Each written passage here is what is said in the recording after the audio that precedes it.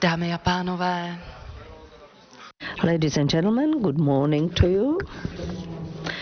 Very good morning to everyone here on the second day of the European Agri-Food Sustainability and Innovation Conference.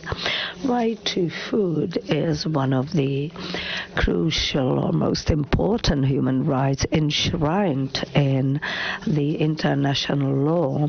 It is recognized in the Universal Declaration of Human Rights of 1948 and also in the International Pact on Economic, Social and Cultural Rights of 1966. On the other hand, though, in 1 year, roughly, there are 600 million foodborne diseases caused by poor quality and hazardous raw materials, which globally is an enormous threat to human health and also to individual national economies. Ladies and gentlemen, this event is an event held under the presidency of the Czech Republic of the Council of the European Union and is held under the auspices or with the support of European Food Safety Authority. Those of you who were not here yesterday, or for their benefit, I shall sum up yesterday's agenda by way of introduction. We started with the presentation of Stella Kyriakides, Commission DG Sante, Bernard Uhl, Executive Director EFSA, Minister of Agriculture, Mr. Nekula, and they agreed on the high standard of food to be sustained throughout the food chain in Europe. And they also committed to active fulfillment of the sustainable goals objectives. Mr. Hlaváček also underlined the overzealous political activities, ambitions of the European Commission and said there has to be an action to support and maintain the competitiveness of farmers and the EU, including Madam Šojdrová, that is MEP. The speakers agreed on the necessity of mutual cooperation and communication across the food sector. Mr. Doležal and Mr. Pechinga, as well as Ursula Vincent, that is the scientists and researchers, we thank for the good news, that is that new genomic techniques are ready and prepared for a safe, sustainable production, but a sensible or reasonable approach has to be taken. The so far acquired knowledge do not enable the detection of NGTs in full scope. Support has to be earmarked for research innovations, which should become the major pillars on the road to sustainability or towards sustainability, which is what has been agreed upon by Dirk Jacobs from Foodbrick Europe and Oliver De Matos, CropLife Europe. By way of conclusion, we heard Sabina Neumann's contribution of paper from the USDA Foreign Agriculture Services. She talked about the support and regulatory system for plant protection products, as well as direct communication with the farmers, and also supporting a smooth transition to sustainable agriculture and food production. The road to sustainability will be certainly time-consuming and also challenging or difficult to achieve and costly. That is what Madam Ovetsna from the Crop Research Institute agreed on, together with Hagen Thunbostel, CEO KWS, Mr. Komprecht, FEFACO, Association for Commodities and Feeds Prague, as well as Mr. Leheček, IFOM Organics Europe and Czech Technology Platform for Organic Agriculture. We discussed a number of key issues related to several significant topics. Today, we shall focus on climate-smart agriculture and the impact of climate change and NGTs. Well, in a nutshell, I summed up yesterday's agenda. Now let's look ahead. Together with the president of Agrarian Chamber, whom I would like to welcome most cordially. Mr. Doležal has been the president of the Agrarian Chamber of the Czech Republic, which is the most important domestic agriculture professional organization since June 2020. He represented the organization at meetings in the Brussels. He actually grew up on a family farm, and his statement opinion is that farmers must build bridges between each other rather than digging ditches. So the floor is yours, sir.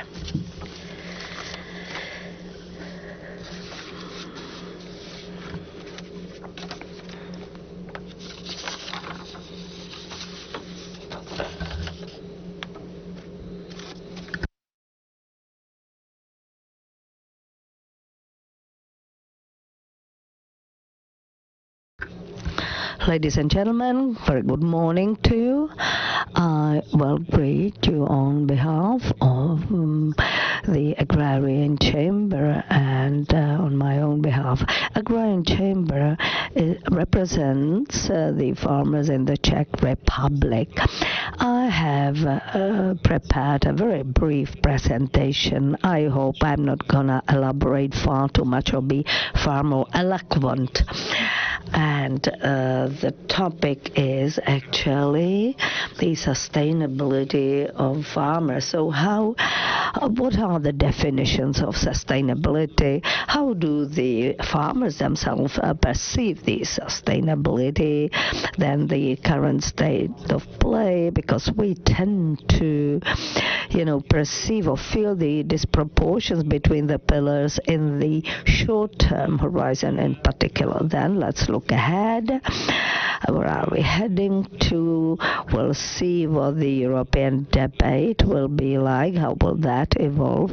And then let's have a look at how to tackle it all. So sustainability, there is the so-called classical or conventional reference referred to ever since the 70s or 80s, that is sustainable development is that which meets the current needs of the society while not limiting the ability of future generations to fulfill or meet their needs. Now, nowadays it is a buzzword, and if you look at the Green Deal more closely, the definition of sustainability as such is not available in the EU, even though it has always and thoroughly been frequently discussed.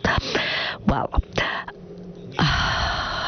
terms or concepts associated with sustainability, where we know the economic sustainability, environmental and social sustainability. That is the three pillars. Nowadays we oftentimes refer to the planet and the impact thereon through climate change, then the impact on food and CAP also, which should perhaps focus more on the environmental aspect of it. We also talk a lot about safety and security. That is almost a military type of security, because looking at the Ukraine, we obviously see countries that use food as a leverage or even as a measure of extortion, and also prosperity is a buzzword. Economic prosperity, social, societal prosperity. Well, what's that? Or is the prosperity that which is associated with the future generations, therefore with sustainability? I decided to propose a definition, rather to define sustainability as seen by the primary producers, farmers in the field. That means to simply sustainably produce sufficient amounts of food at reasonable prices. I'm capable of producing sustainable raw materials or foods and also end up in black rather than red figures at the end of the year. If there is a drought or torrential rains, let's say, due to the climate change, I will hardly be able to produce enough. And price pressures, illegal imports, and other things or externalities will make it impossible for me to sell the production at reasonable and fair prices. Soil sustainability or soil fertility sustainability and non-production functions, all that is a must. What are the limits of sustainability? Well, climate change, purchasing power also is essential because the food prices are literally soaring and they do push or drive the inflation. In Central and Eastern Europe, the prices of some staple food like butter and other commodities become a luxury or luxurious items of food. That has an impact, a negative impact on the farmers because dairy or milk processed into butter, which becomes a luxury, is not sellable literally. So we have to find ways to sell it elsewhere. We have to export it abroad. And yet another limiting factor, which has oftentimes been referred to until now, is the generational sort of turnover exchange. It is a difficult job. It's a graduate work in agriculture. It's not that sexy or attractive for young people. So they don't really tend to happily go and start farming or take over the farms. Well, where are we now? I guess everyone knows that, so I'll be brief. We are faced with spiked prices, simply whether it concerns fuels, raw materials, simply inputs, fertilizers, especially in the animal production and plant production. This is horrendous. Now, if you take wheat, let's say wheat, rapeseed, poppy, soya, all that is not really profitable for sure. So there is no certainty of profitability. Over the last 30 years, the costs have simply the costs of inputs are now record high. Subsidies or aid schemes, media coverage is very intensive, and we learned that the amounts of subsidies are theoretically speaking at the level of those at 2014. However, calculations suggest that there has been a 40% increase, but there's a real decline equaling 30 to 30%. So in the future, we can only anticipate pressures, inflationary pressures. Soil or land is an investment tool. Therefore, it's not a problem for a group of investors to buy agricultural land and subsequently sell it with higher profits. Nowadays, a lot is being talked about the land use for the sake of becoming energy self-sufficient or independent. If we opt for photovoltaics or other renewables, it will again mean a land pressure. Photovoltaic panels on agricultural land might be a form of public interest. Therefore, it would be easier to set aside and get a building permission for construction on agricultural land. Perhaps the prices will also soar due to carbon farming, because farmers are responsible for only 6% of greenhouse gases, so they should actually, for the benefit of, I don't know, transport, industry, and mining, they should help and should do the carbon sequestration or carbon sinks. That grassing or afforestation are the ways, not tillage, because tillage brings about these CO2 leakages, so there will be more stress put on no-till management, grassing and afforesting land. There are pretty large areas of forests in the Czech Republic, even though the bark beetle has impacted that heavily. But still, compared to other member states, except for Finland, let's say, for example, as compared to Spain and other southern states, we are far better off. Now, the equation, however, misses the increasing demands on farmers.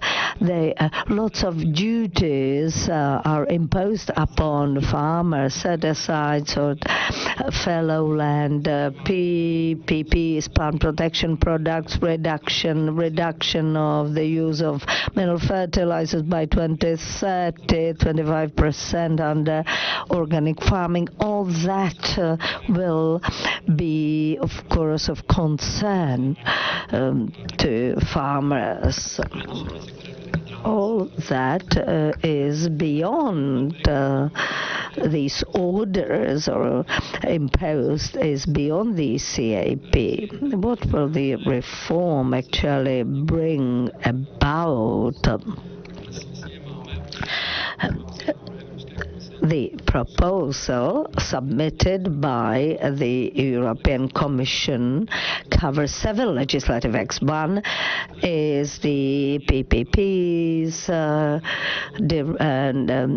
regulation, and unless we get more support for precision agriculture, new genomic techniques, and other things, that will trigger problems and have negative impact on economic sustainability of business or farming entrepreneurs, or simply farmers, not only in the Czech Republic but Europe-wide. Then, the directive on industrial emissions. Before an agreement is reached, 150 cows per hectare or what, will make the farmer measure the emissions, and he will be obliged to take measures or steps aimed at the reduction. We don't exactly know what shall be ordered within or stipulated in the directive, but the most simple solution will be simply to reduce the livestock production. So I would rather get rid of the cows than having to invest in extremely expensive technologies or what. Then renewal of nature, restoration of nature. It also has to do with sustainable use of PPPs in the so-called sensitive areas. Pesticides are to be banned if the aim or goal is that, if it reckons with 20% of land within the member states being considered sensitive area, it will result in the ban of use of PPPs on that acreage or area. I heard something about the fact that 60 to 70% of the total area in member states would be considered sensitive, since you have to take into consideration the nitrate directive, water framework, water directive, etc. The Green Deal referred to 50% or to the reduction by 50%, while in some member states it would be different. It would reflect the past. Now, forests without hunting, ponds without fish farming or management, well, what a world. It means for farmers that they would have to reduce their activities like hunting of animals or wild or deer. Pests are problems. Wildlife is simply soaring in numbers, causing problems to fields or damaging fields. Then we also have the pipeline of initiatives. The study of USDA looked at the development and warned in 2018 already that $1,200 would be paid for the food a year. Now we are around $2,000 per year in food costs, or even higher expenditure on food. All that being caused or brought about not by Green Deal, but brought about the energy crisis, which was further accelerated by the Russian aggression in Ukraine. The trend in Europe is focused at reduction. So we shall not be any longer the major exporter in the world. On the very contrary, we'll have to start importing some foodstuffs. And to make matters worse, simply Ukraine or the situation in Ukraine has not caused this crisis, but accelerated that. In 2014, there were 157 million in wheat production, EU 128 and 121, and then 109 million tons in 2030 is the estimate made by COSERAL, or simply the European Association of Trade, etc. Now, in architecture, we refer to triple imperative. It means that you can never make things be good, fast, and cheap. So I made an analogous triple imperative in agriculture, for agriculture: zero or low subsidies, low price, and major, so to say, consideration of the environment, that is to be climate smart and friendly. But you can only have two things of those. In the project triple imperative, or in the agriculture triple imperative, you can either have low subsidies and prices, but you can't have the third preference. Low price, high degree of environmental friendly or smart practices would require high subsidies. Or you have low or zero subsidies, and you have to respect the environment to a major degree, which brings about prohibitive food prices or very high food prices, which is what the current situation tends to cause. And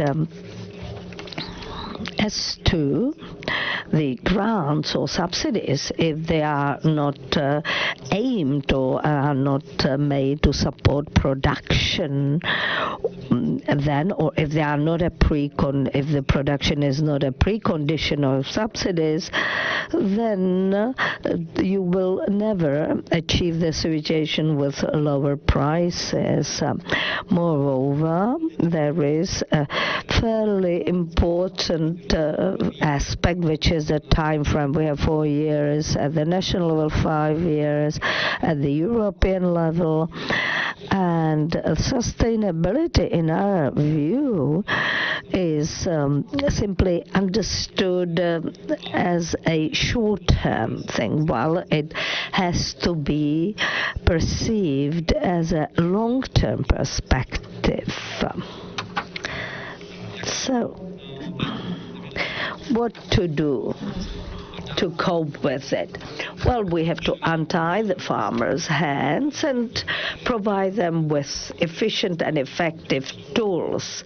These are simply technical solutions: NGTs, precision farming or agriculture, nano-pesticides, etc., and the like. These things, however, are not that simple to implement because we have lack of legislation. In Croatia and Šibenik, we had Kopa Kočeka meeting, and someone from the Commission was asked, when can the farmers start using new breeding technologies, NBTs? When is that to become a common thing? And the answer was, well, if everything goes right, we reckon with that within the 3 or 5 years horizon. But 2030 is a deadline for the achievement of pretty ambitious objectives or goals, while we can only start using the tools in 5 years. NGTs are not as yet reflected in subsidies. We don't know how to approach it. Somebody talks about application maps.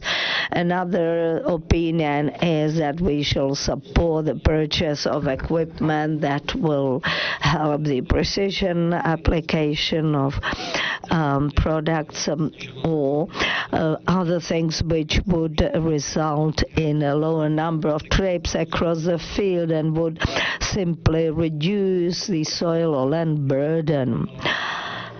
Well, nano-pesticides are already being used or applied somewhere, but not everywhere. And if you look at the soaring prices of food, well, the timeline is essential. What can happen is that butter Czech consumer doesn't wish or cannot simply buy Czech butter because of huge energy bills. So Green Deal ambitions are, of course, needed and are plausible, but they have to be reviewed or revised and perhaps postponed so that they can be accepted by the farmers and that they can be achieved. And presidency, we are right now a country, we hold the presidency, which is why we are meeting here today, and the layman or the general public really believes that if a country holds a presidency, then everything will happen as the country wishes, which is not the case. You have to try to strike compromise. Presidency is a great opportunity if approached properly, but we should not exaggerate the role of the presidency or underestimate either, since some of the topics for the country presiding the council can be tabled. I have been going to the Brussels for quite some time, and council, when it comes to agriculture sector, is rather in the defensive position. Green Deal is a showcase of at least Mr. Timmermans, and it is a concept that the general public tends to understand, but not fully.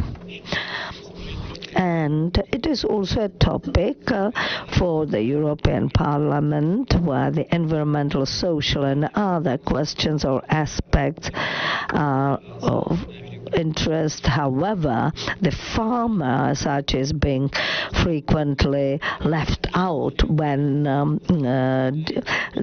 formulating grandiose and ambitious goals.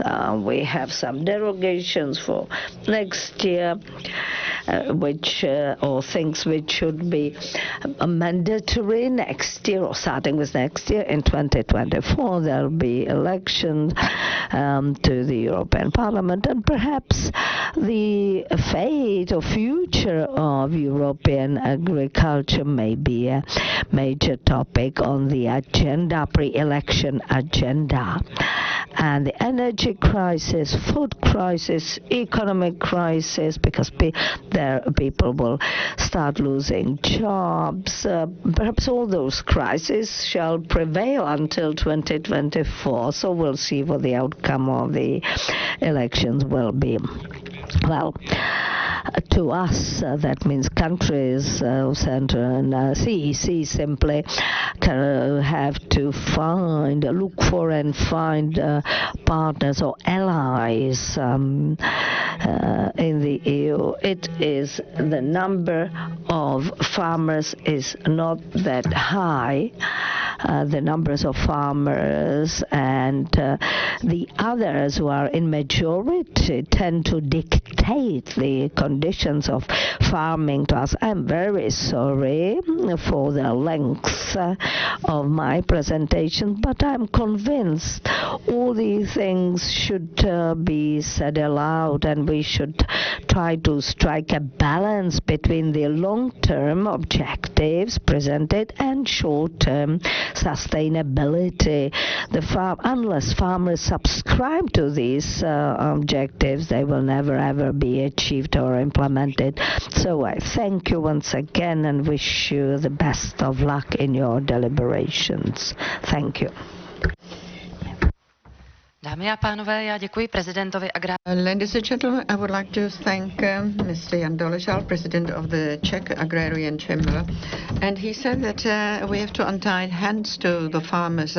He's given some answers to certain questions, and nevertheless he also presented further questions. We will see what we have before us in the following months and years. So let us speak about the topic of today's session. And I would like to remind you 20 minutes to the speakers, 20 minutes limit for their presentations. And that is why, ladies and gentlemen, I would like to invite Ms. Irene de Tovar con Hernández, Copa Cogeca.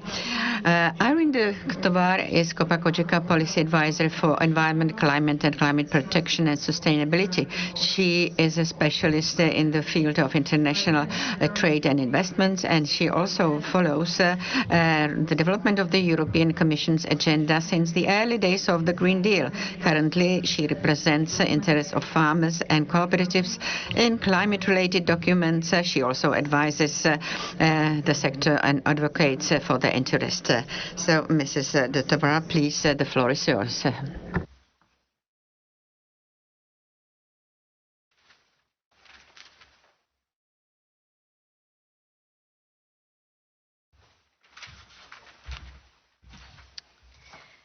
Thank you, Ms. Hávova, for your presentation, and thank you to the Czech presidency for inviting Copa Cogeca to participate in this event. Let me start just by thanking and congratulating the Czech presidency for driving such a challenging agenda in quite a complex political scenario. It is not breaking news to any of us here today that agriculture is a nature-based, climate-dependent sector, that it is exposed to multiple impacts from climate change. Now, we're talking about annual rainfall that has been decreasing, we're talking about drought and flooding, we're talking about risk of pests and diseases, erosion over soils, water management, and so on. You can ask any of, for instance, or Spanish farmers about the devastating effects of these droughts that they had this year, and they will tell you almost with tears in their eyes. But I'm sure that Mr. Doležal, if I pronounce that correctly, has many, many examples from Czech farmers. And unfortunately, it's not just climate-related challenges that we're facing these days. We're also facing the increased cost of inputs, instability in the market, the supply in the market, and we're also facing a lot of pressure from legislative proposals and for political development in our agendas. And in this scenario, EU farmers have been progressively moving towards what we now call climate-smart practices. Yesterday, we heard several speakers, including MEP Halacek, talk about triangles, square, circles, and here I guess I have another triangle for you. What is a smart agriculture? It is enhancing resilient and livelihood and ecosystems. It is reducing and removing greenhouse gas emissions from the atmosphere, and it is increasing productivity and incomes for farmers. And we need these three things. Mr. Doležal talked about sustainability and how we often focus on the environmental side of sustainability, but we tend to forget about that social and economic component. And we cannot forget that. It is completely unacceptable to think that sustainability is just about the environment. We had yesterday one of our speakers, Mr. Doležal, if I'm not mistaken, that reminded us that we had 8 billion people in this world to be fed, and we had 8 billion more coming by 2050. And if we cannot do that in a way that is productive and it's monetary viable, economically viable, then our farmers will not continue farming. So we need to keep this in mind. We also need to keep this in mind in the light of the Parliament's report about the farming structure in Europe.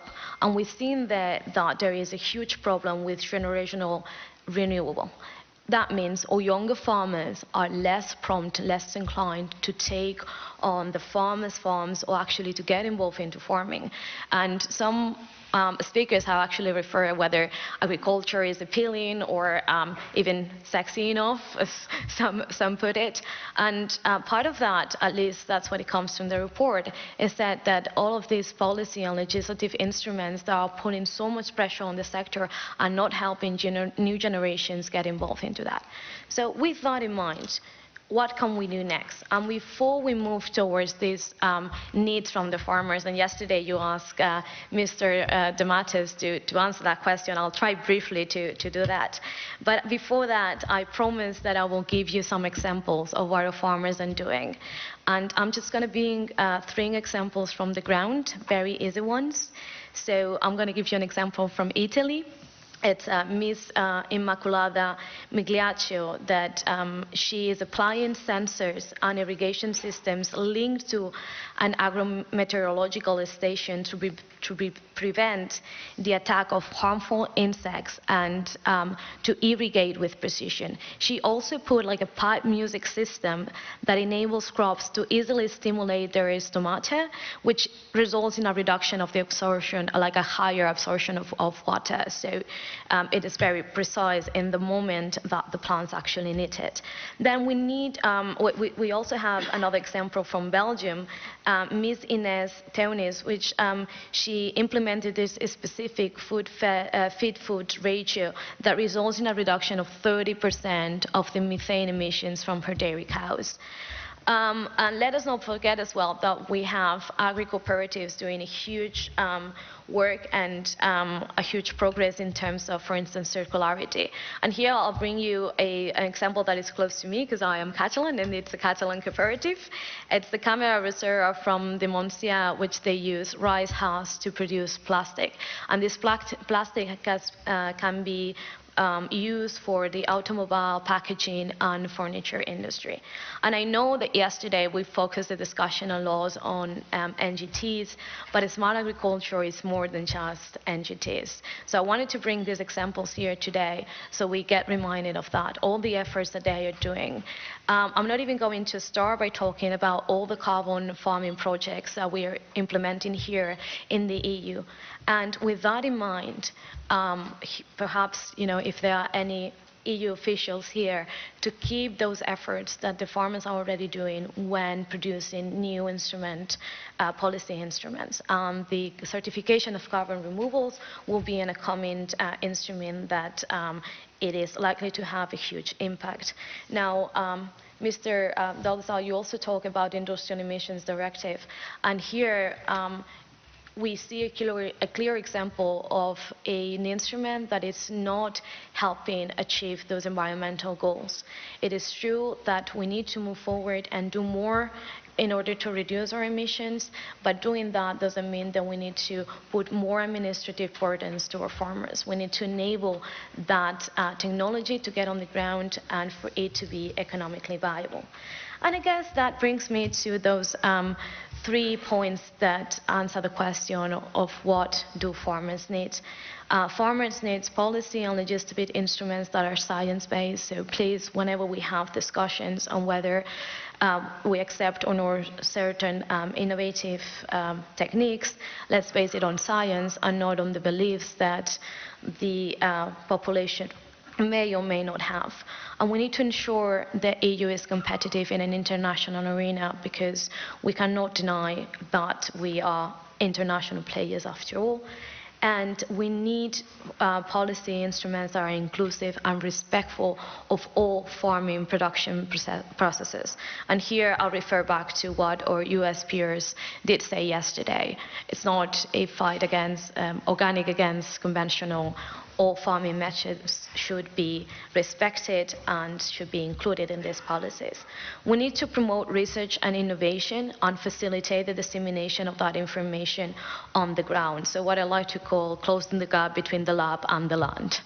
And here we've seen some EU farming projects that are very good at it, and I think that from Copa-Cogeca what we can see, we would like to see more of that actually happening. And let's move away from these buzzwords and let's start talking terms that can be absorbed and can be easily implemented. And then finally, we need to ensure and enable financial incentives that support the implementation of these practices. I think that to sum it up, what we can say is that we need that upgraded version of Oliver's grandfather's toolbox. Thank you so very much for your attention.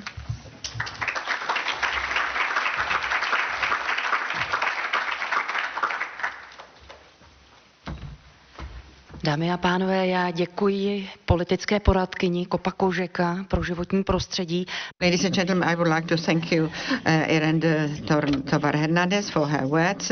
And we have heard other instruction and tips for the right operation of agriculture and under what conditions this could be feasible. Nevertheless, now I would like to invite Mr. Francesco Mattina from the Community Plan Variety Office of the European Union. And Francesco Mattina is the president of the Community Plan Variety Office. Nevertheless, so he's in his position since this February, but he's working in the same office for more than 10 years. He's involved in the IP rights for quite some time, and he will speak about the higher sustainability of the varieties in the European Union.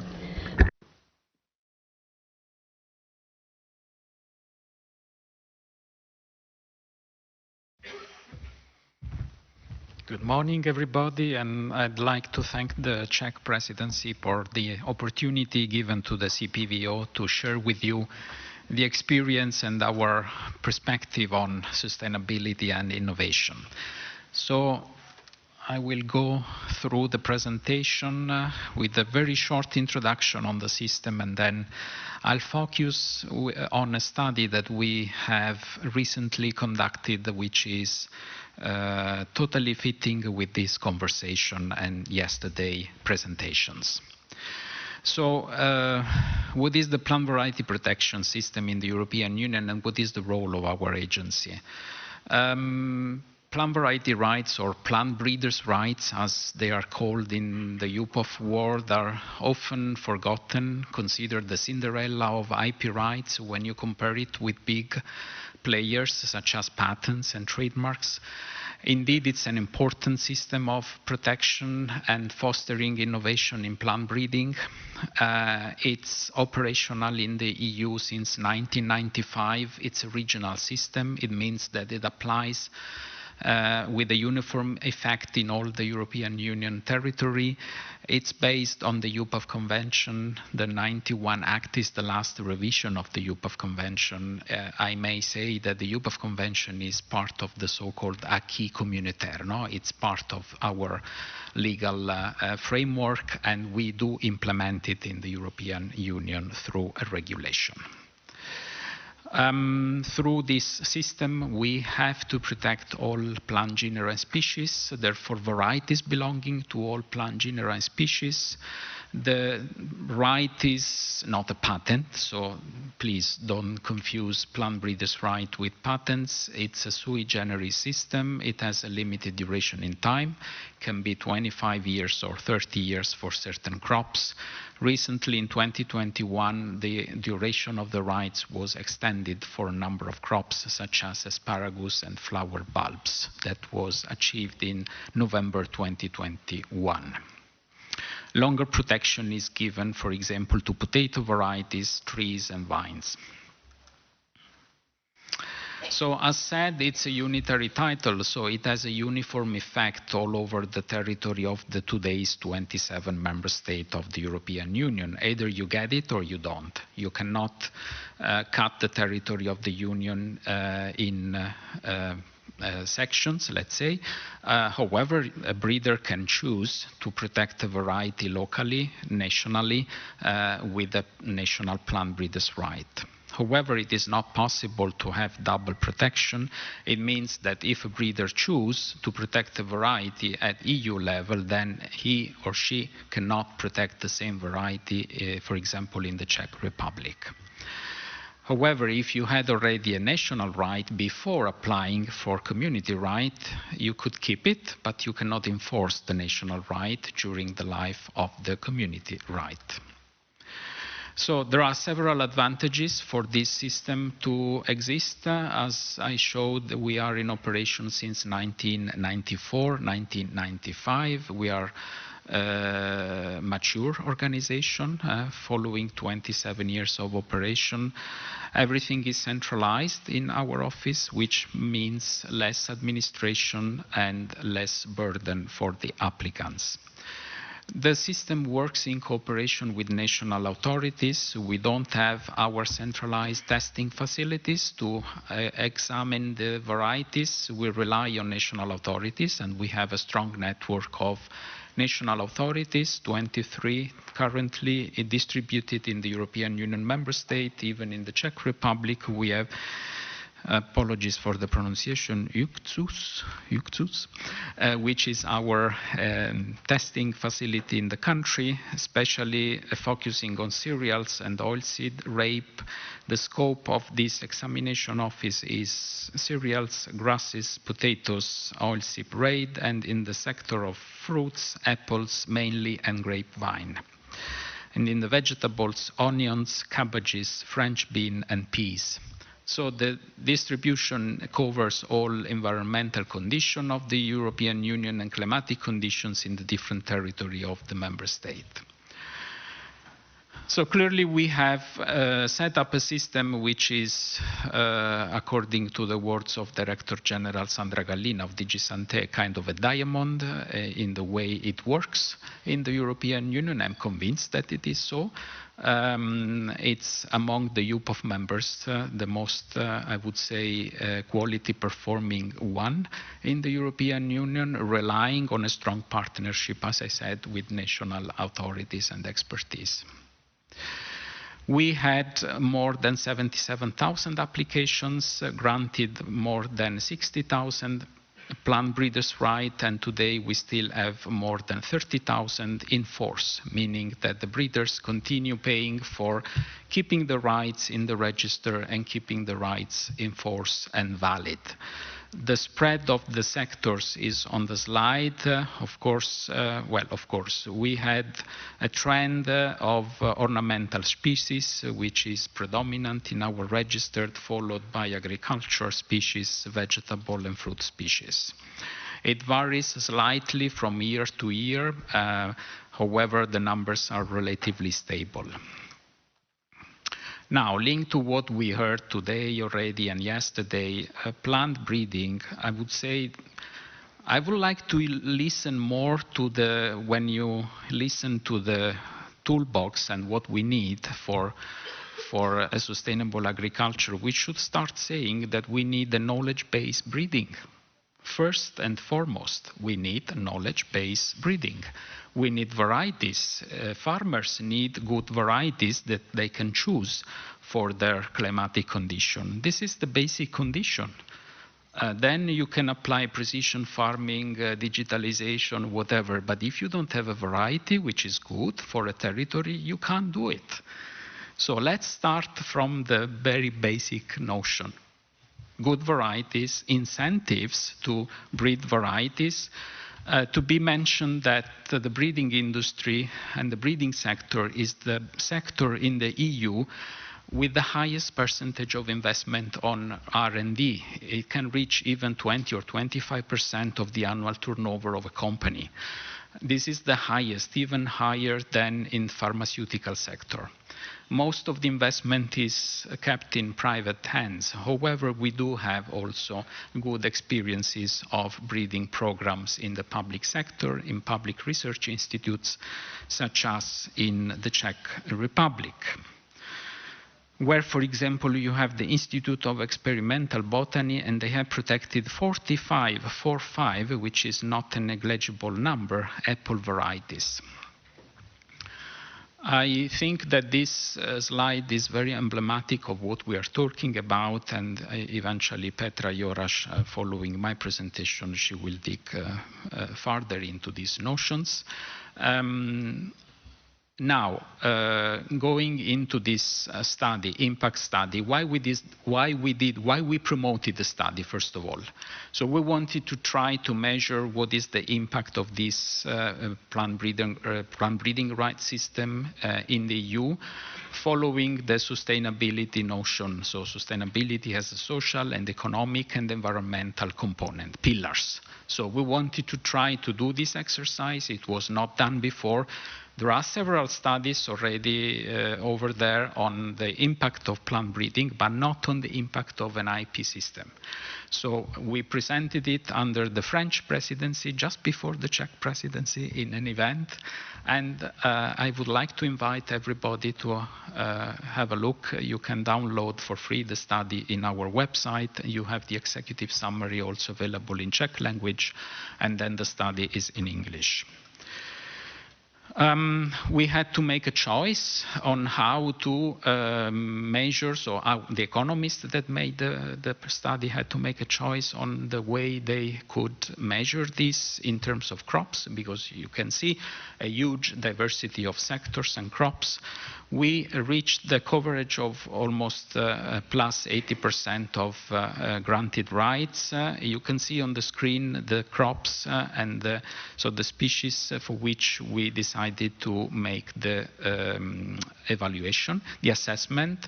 Regarding ornamentals, they were treated as a combined crop due to the very large number of varieties, so it wouldn't be feasible to do it. Then so the economists, I have to say that this team of people working on this study was a joint effort between our office, also the breeder organization were involved, and a body of the European Union which is called Observatory on the Infringement of Intellectual Property Right, which is attached to another European agency which is called the EU IPO, based in Spain, dealing with trademarks registration.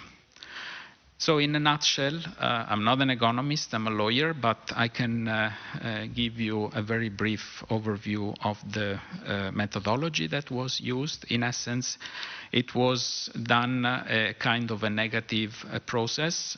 Where would be us today without, if we hadn't have this system in place.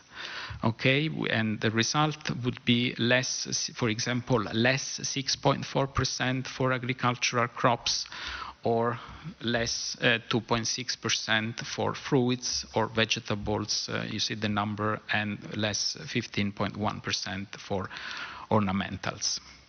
What are the key findings in terms of economic contribution of the system to the EU? Through this innovation that got protection via a plant breeders' rights system, it has been possible to feed additional 57 million people with arable crops, 38 million with fruit crops, and 28 million for vegetable crops.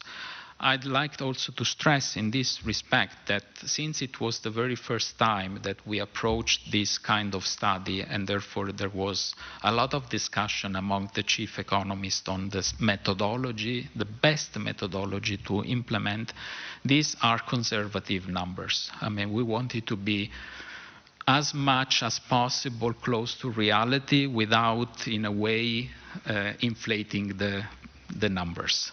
And we know that Euroseeds has done similar studies in the past, and Euroseeds confirmed that these numbers might be bigger. We have been rather conservative for that reason. There is an additional added value in terms of GDP generated by the system in the amount of 13 billion euros and higher employment rates on average in the EU countries. Yesterday, it was already mentioned, I think, by the CEO of KWS and other speakers, the importance in terms of increase in yield. And this is a data that I can say it's confirmed also through our study. And it should not be much of a surprise for the sector, this result. In parallel, we have observed also a decline in the use of inputs, which is also thanks to plant breeding efforts and plant breeding game and objectives. As we heard yesterday, the major breeding game are resistances, for example, to pest and disease, drought, salinity in the soil. We heard from the professor yesterday. All this is reflected in the varieties that we get under the application for plant breeders' right in the CPVO. Again, a shortcut of the increase in yield for the individual crops in the period from 1995 to 2019, and the percentages per years. Now, the geographical origin, also this was tested. I'd like to stress here that one of the challenge of this study was choosing objective data that could be the solid base for analysis by the economist.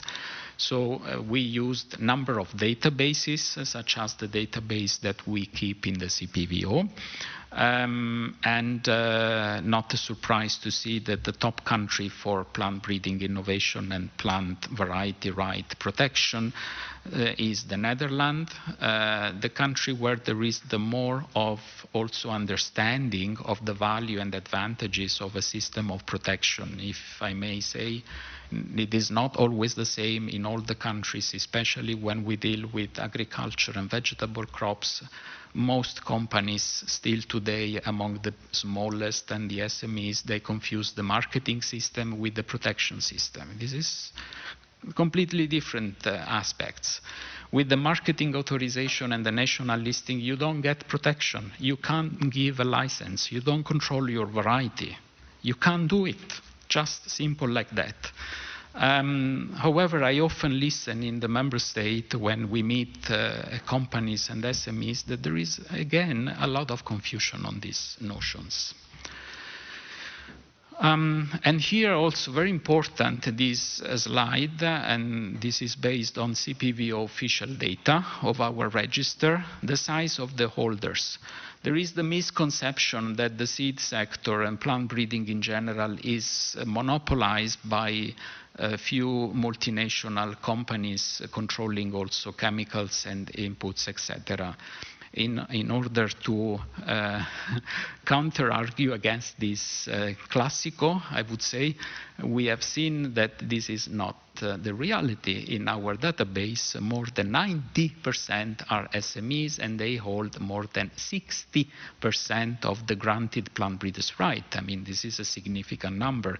I had a look also at the statistic of the Czech Republic, and I have seen that I think almost 90% in the Czech Republic are SMEs, so small or medium-sized companies, and a couple of public research institutes, such as the Institute of Experimental Botany, which I will visit later during this week.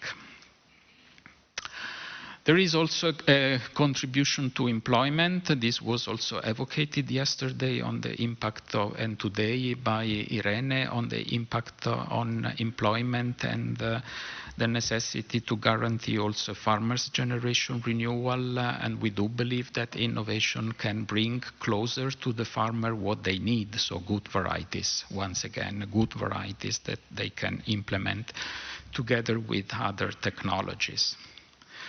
So in general, this has given more work in the European Union member states, more than 70,000 workers with an annual turnover of 35 billion euros. So on average, this is a very positive message for the impact of a plant protection system, which is there since 20 plus years. Of course, this study could not ignore the impact on environment because of the European Green Deal policy priority and implementing strategies such as Farm to Fork and biodiversity strategy of the European Commission. And therefore, it was also aimed at trying to measure what is the impact, also in the framework of the Sustainable Development Goals, which we believe those that are shown in the slide are those to which we believe the system contribute the most. Some examples of the key findings in terms of impact of the system on environmental objectives. The system indeed has contributed via plant innovation and plant breeding, which get protected through an IP right, an impact on a reduction of annual greenhouse gas emissions, reduction on the use of water. We all know that you cannot grow anything without water, but you have to make a good use of water, and we are observing more and more in the applications, for example, varieties which have a rooting system longer into the soil, and we are observing this more and more in our applications. And also the reduction of use of land and preservation, therefore, of biodiversity. So on average, there is a good impact in terms of environmental supporting achieving environmental objectives. I conclude with some key findings. Indeed, innovation is indispensable. It's a key driver, cornerstone of the system, and sustainability. It plays well for all the stakeholders in the system. Breeders, farmers, SMEs in the EU. Don't forget also that SMEs are highly specialized companies, and we have a treasury of specialization in the EU. We must maintain, we must protect, we must keep this high specialization. We're going to deploy a system of subsidies and support for SMEs under the European Union IP Action Plan. It's called the SME Fund, We'll start this action in 2023, and we'll continue doing it in the next years, I hope, and I will plead for more funding and for more money destined to be given to breeding companies to support their R&D efforts. Again, there are a number of issues on the table.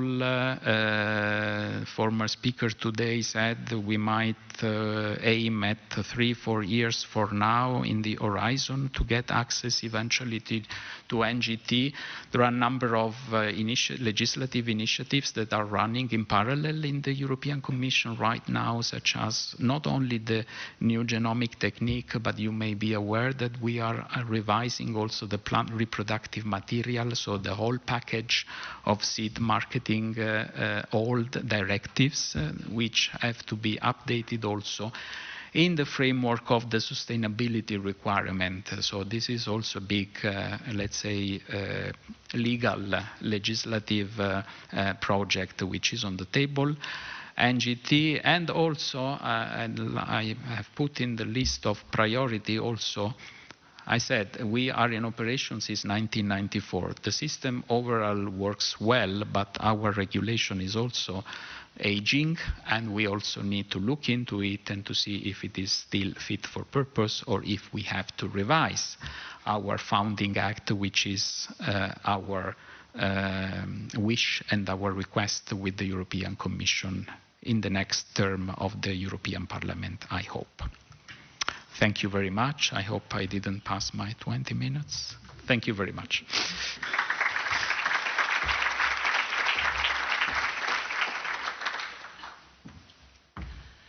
Ladies and thanks to Francesco Mattina. But we have a little bit changes at this program, protože, jak už jsem včera říkala, as I've said yesterday, the conference is a living organism, and from time to time things happen, and that we have to do the changes. I know that you were looking forward to the contribution of Petra Jorasch, and moreover Francesco Mattina said that Ms. Jorasch will follow his presentation. Nevertheless, I'd like to get to the second half of our planet, and we will just get linked with the United States of America. Should be Mike Paustian. Welcome to our conference, Mr. Paustian. Do you see us? Do you hear us? Yes, I see and hear you perfectly. Am I coming in clearly? Yes. Everything's fine.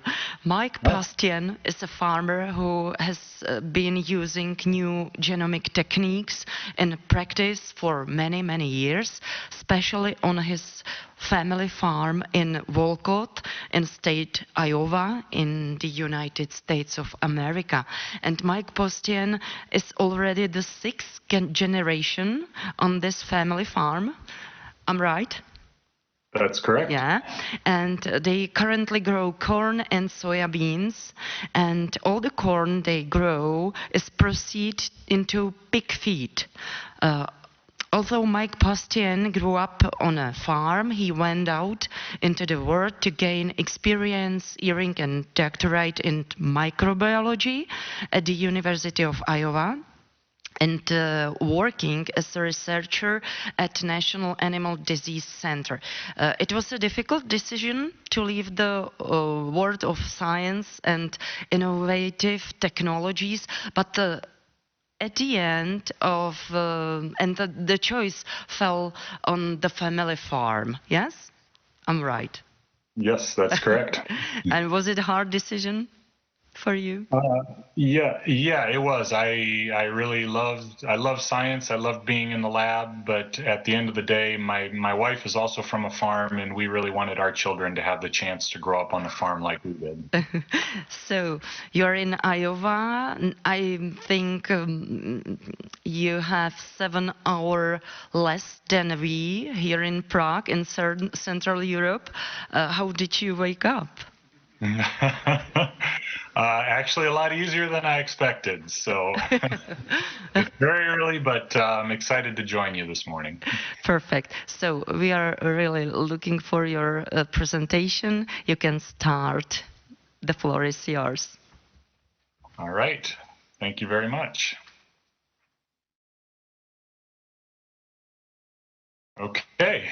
Well, first of all, I just want to apologize for not being there in person with you, but unfortunately, this is still a very busy time of year here on the farm, and I was unable to be away long enough to take the time that it would take to travel there in person. So disappointed that I'm missing the chance to be there in person and visit with you, but hopefully another time it would work out better that I could actually be there in person. So appreciate the nice introduction, and my goal today is to just give you a quick snapshot of our experience on our family farm, which I think is fairly typical for most farms in the United States, and just give you a little slice of what our experience has been using biotechnology on our farm, and give you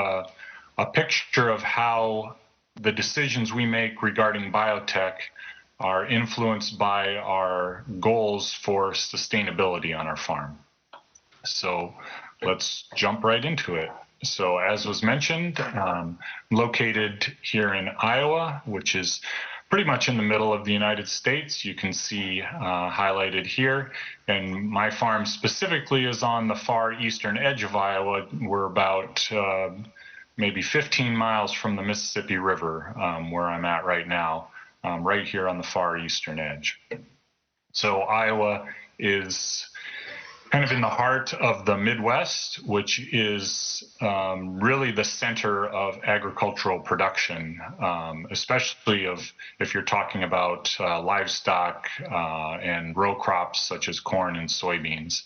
So if I switch this map out for another map, this is showing corn production by county, and you can see that Iowa is literally the epicenter of crop production.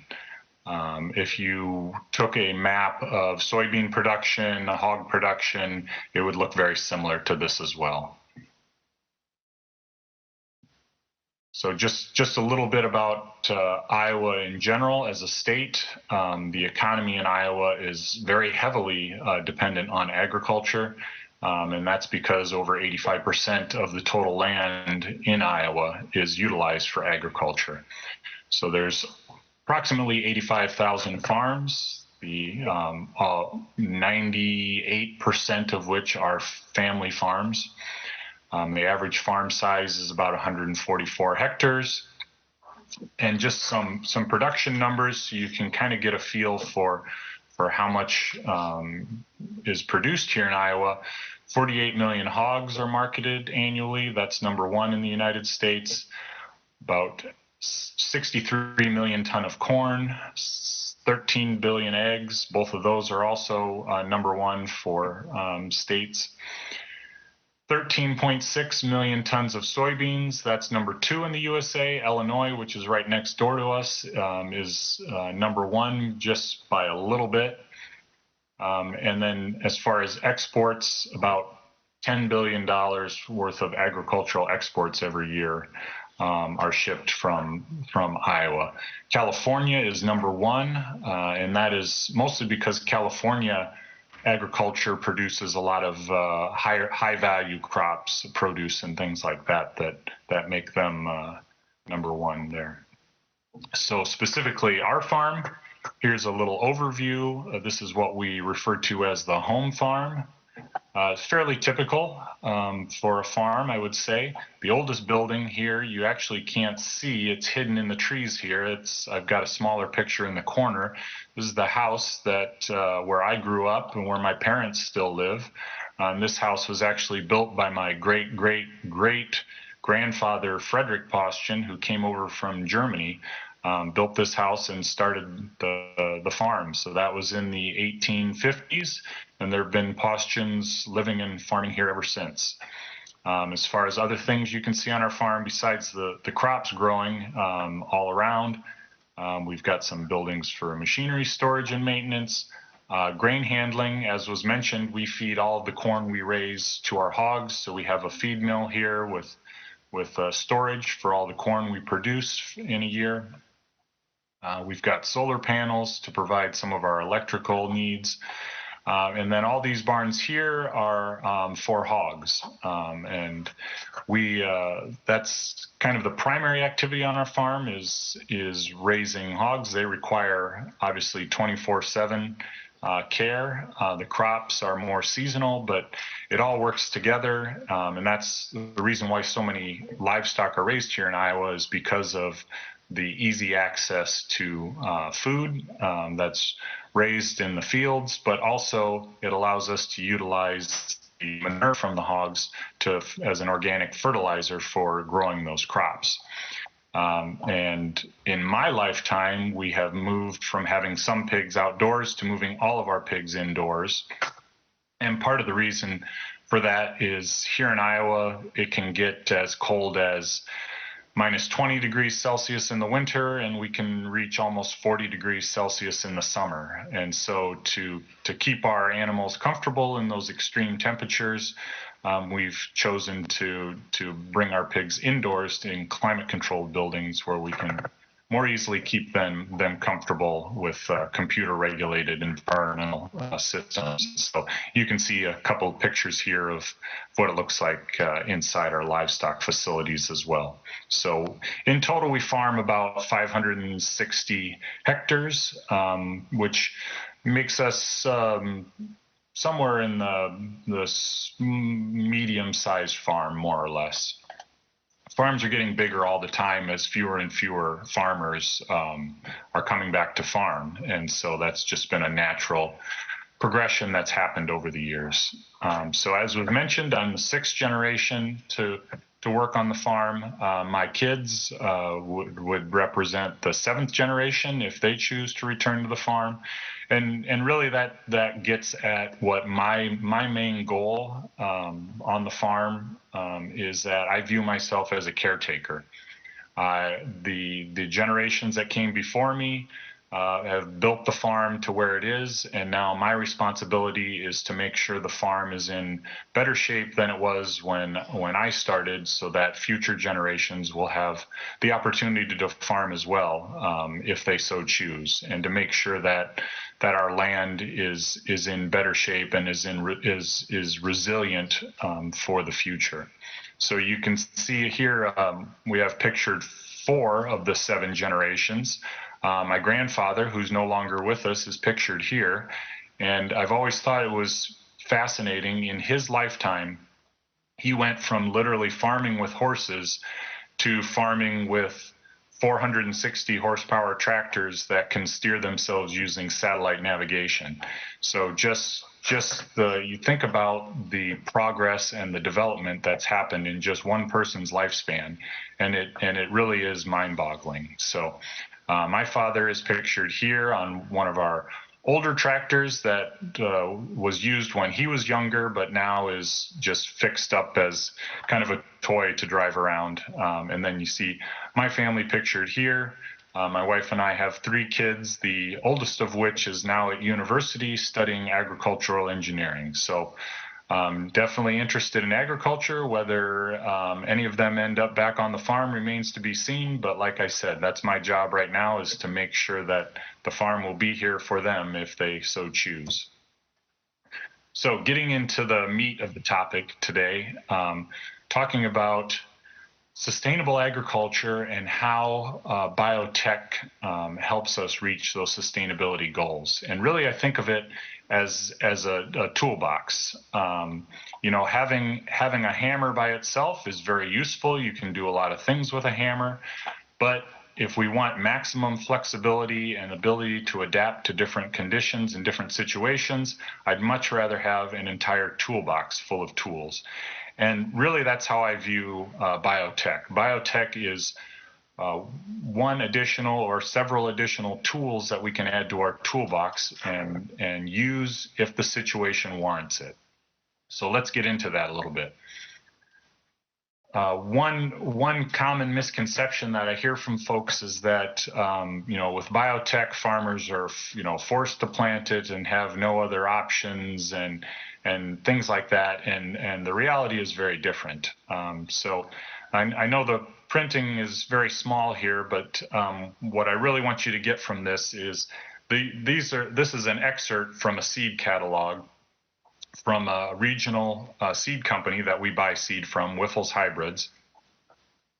And the point I'm trying to make here is that we have access to just as many non-GMO hybrids as we do biotech hybrids. And it actually kind of breaks down into a couple different categories. So we have non-GMO. We have what I'm calling old biotech, so older traits that have been on the market longer. And then we have new biotech, which are the latest collection of traits that are available in corn hybrids. And so they exist on a spectrum price-wise also. The non-GMO hybrids would be the cheapest.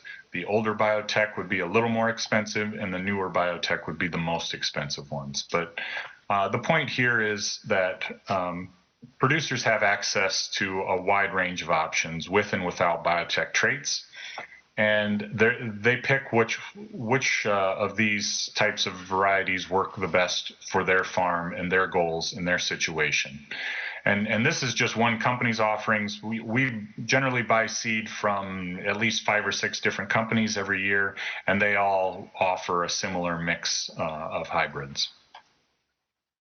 So as far as what traits are currently available for biotech crops, herbicide resistance is one of the most common, above ground insect resistance, below ground insect resistance, combination of both of these, above and below ground, and also drought tolerance. So what's important to note here is that to date, all of these traits essentially are protecting yield and in some ways adding management tools, right? So none of these traits are actually increasing our yield. They're just helping protect the yield potential that's there. And that's what producers have found very attractive. It allows us to mitigate some of the risk of farming, risk due to, for drought, it's risk due to environmental conditions. For insect resistance, it's a resistance to pests, and for herbicide resistance, obviously that's a big help with managing weed pressure. So that's what's currently available now, and I'm just going to give you kind of a snapshot here of how that all fits together on our operation. So these are some pictures from fields around our farm, where we've worked our way to currently is no-till corn and using cereal rye cover crop on that. And so in October, after the previous crop is harvested, we come in with a drill, we seed our rye cover crop. You can just see it starting to grow here, a little bit of green popping up through the corn residue from the previous crop. Jump forward to April, that rye is now grown and spread throughout the field. We come in, this is right after the planter has been through. We have the planter clears off the row where the next crop is going to be planted, whether it's corn or soybeans, and the rye is allowed to continue to grow. So we're planting into the growing rye. After the corn has had a chance to get started, we'll come in and terminate the rye using herbicides. So this is where biotech traits play an important role.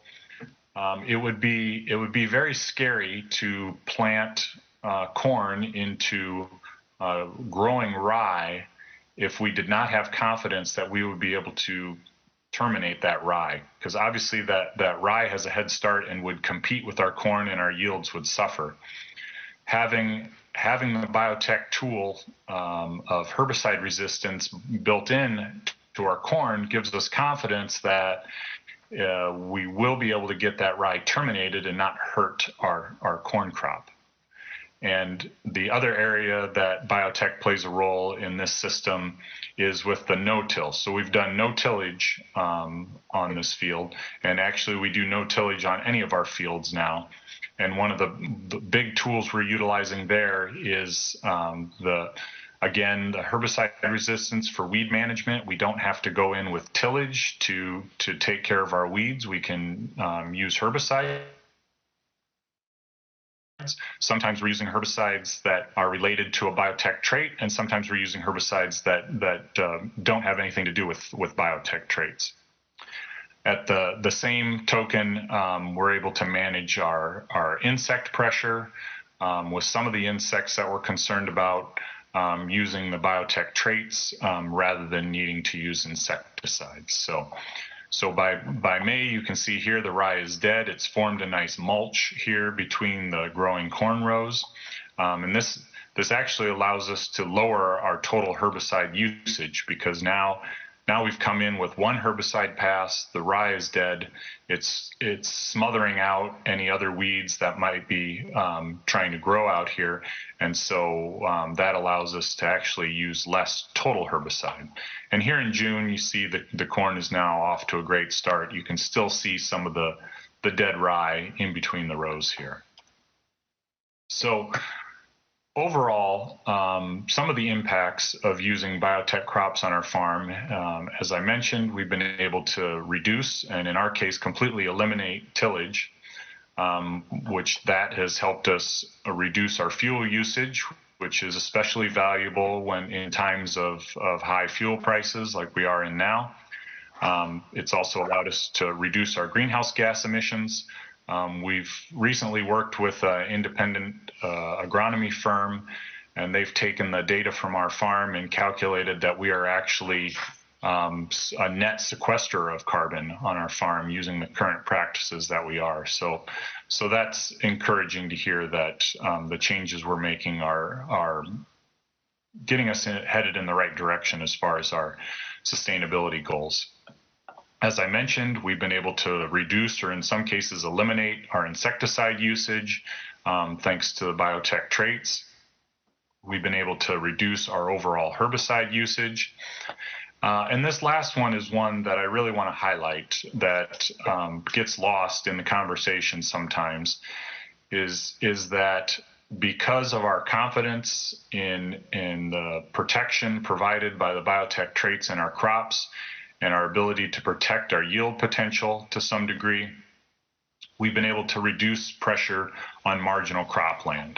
So what I mean by that is we're confident that we're going to get enough production on our acres that are most suitable to row crop production, that we're able to take some of our other ground that is less suitable to crop production and put it into restored prairie or permanent grass and things like that do a better job of conserving the soil and utilizing the resources. And this is, if you magnify this on a national scale, that has the potential to take a lot of marginal acres that really are not well suited to row crop production, keep those out of production and in more conservation practices, which I think is a net win for both farmers and for the environment as well.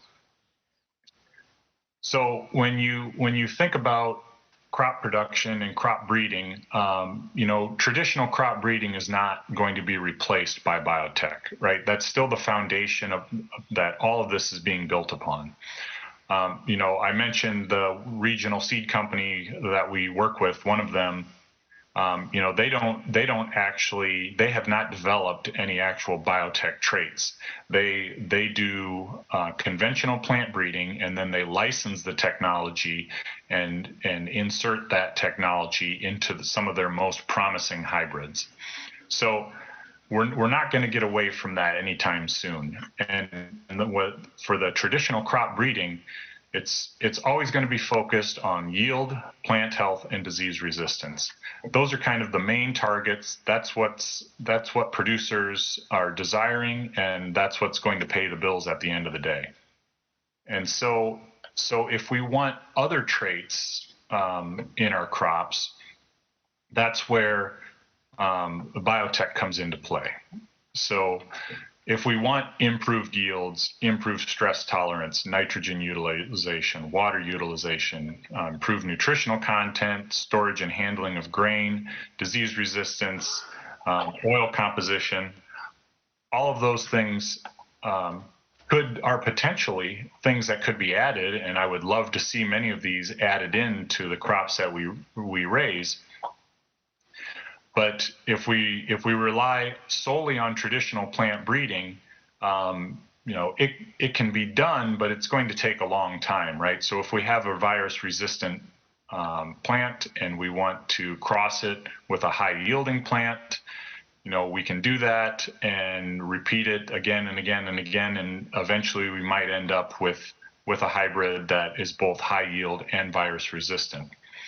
Alternatively, using genetic techniques, whether you're talking transgenes like what we traditionally call GMO, or talking about NGTs such as gene editing, we can just simply take that resistance gene, or make a very specific single nucleotide change or a small deletion, and directly put that into a high yielding hybrid, and skip a whole bunch of steps in here and go right to our desired trait. So really, I view NGTs as simply accelerating traditional plant breeding. And it's important to keep in mind that we have, when we do traditional plant breeding, we end up with a lot of genetic changes that are maybe not desirable, and at the end of the day,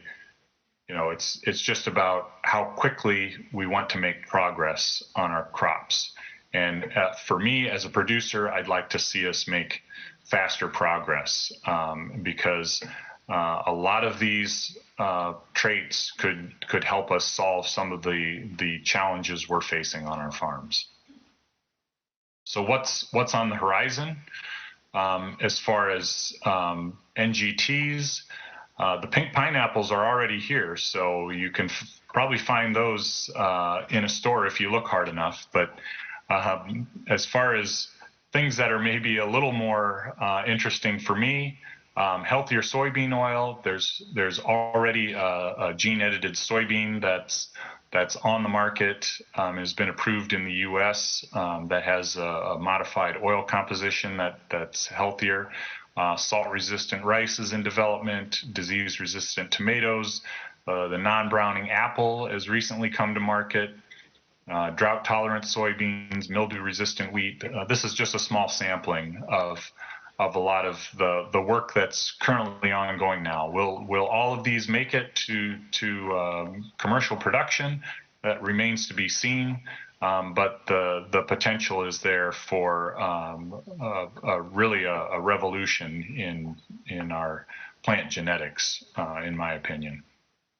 Of course, you have to have a proper and appropriate regulations in place for the technology to be utilized. And so this is where there's currently a big difference between the United States and the EU right now. This is just kind of a scorecard for the current state of gene editing regulations. So this would be for NGTs, and you can see the United States is down here for crops rated a 10, which is because there's currently a clear regulatory pathway for gene-edited plants. The USDA has determined that gene-edited plants that are essentially indistinguishable from traditionally bred plants would not be subject to any further regulation. And so you see the EU is down here, and then we have kind of a spectrum in between. I'll just point out that South America in many ways is leading the charge on NGTs. They are rapidly adopting both crop and animal technologies to meet their production challenges on their farms. And so we'll briefly pivot here a little bit and briefly talk about livestock as well. In the United States, the regulatory environment is a little more muddled as far as animals. The FDA and the USDA are kind of having discussions about who would be most appropriate to regulate it. And currently, the FDA is handling the approvals of gene-edited animals. And so there's still some kinks, I think, that need to be worked out in the system, but we're moving in a good direction there, I think. So when we're talking about swine production, some of the challenges we're trying to face there are as far as diseases, again, sustainability. That's at the forefront of many consumers' minds right now. Welfare challenges, and also consumers are telling us they want reduced antibiotic usage in animals. So those are some of the challenges that we're trying to meet right now. You talk about swine breeding, just like crop breeding. Here are some of the core selection traits: average daily gain, feed conversion. This is very important for when you're talking sustainability. We want animals that can very efficiently convert feed into muscle. And also mortality. So these are the core traits that traditional breeding is focused on, because these are the ones that at the end of the day pay the bills. So now when we're talking about additional traits that would be desired, my daughter Madeline here, she one of the traits she would desire would be if we could modify the pigs so they stay small and cute for their entire lives. And while I appreciate that pigs are very cute when they're small, there's not very much meat there, so I don't think we'd be very sustainable if our pigs never grew any bigger than that. So that'll remain on the wish list for now. But some of the things I'd like to see added would be heat tolerance, additional disease resistance and disease resilience, some certain behaviors, meat quality, and again, nutrient utilization would kind of be on the short list of some traits that I'd like to see added. On the horizon, what's kind of coming down the pipeline right now? Hornless cattle have already been developed using gene editing. Heat tolerant cattle have already been developed.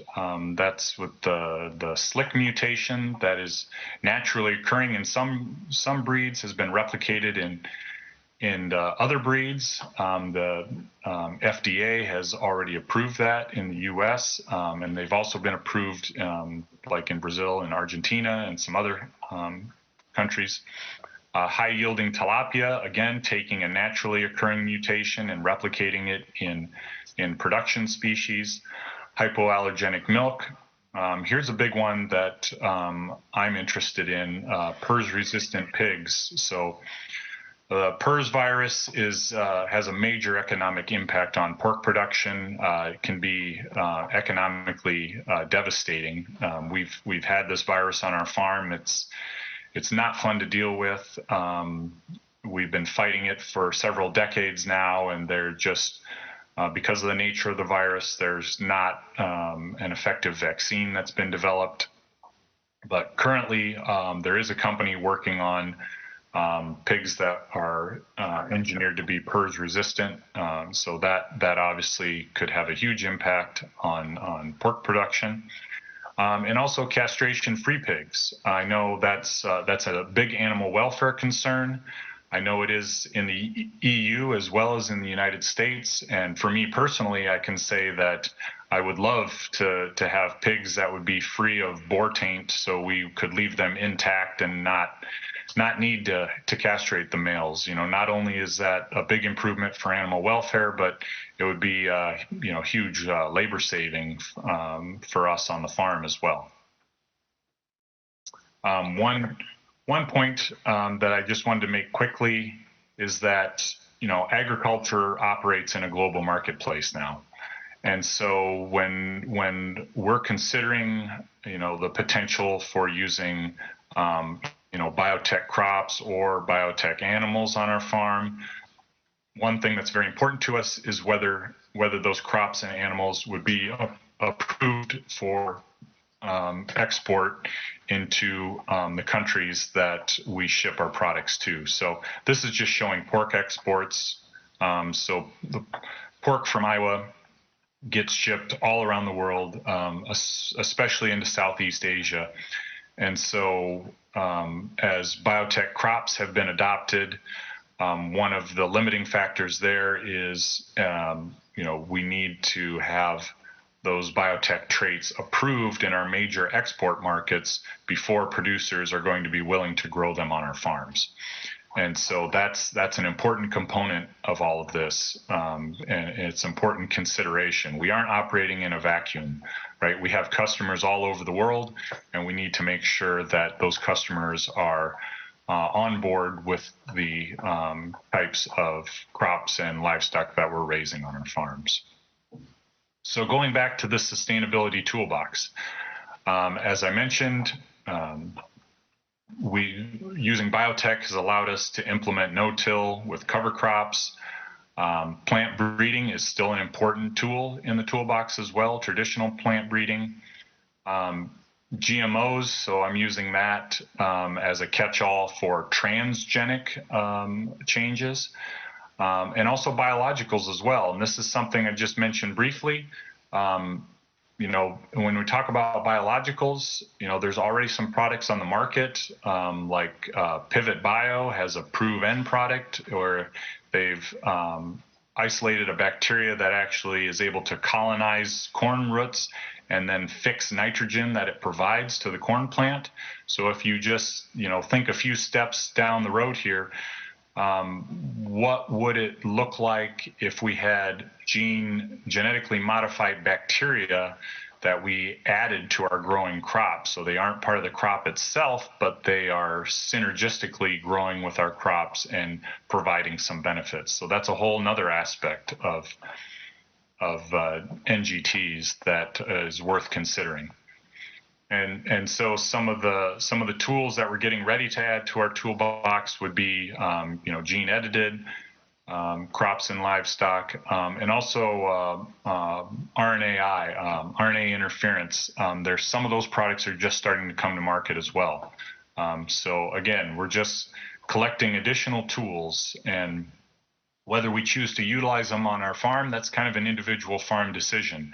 I know producers who grow entirely non-GMO crops. I know producers who grow some of both, and I know producers who grow only genetically modified crops. A lot of it just depends on your market, as I previously stated. You can usually get a premium for growing a non-GMO crop.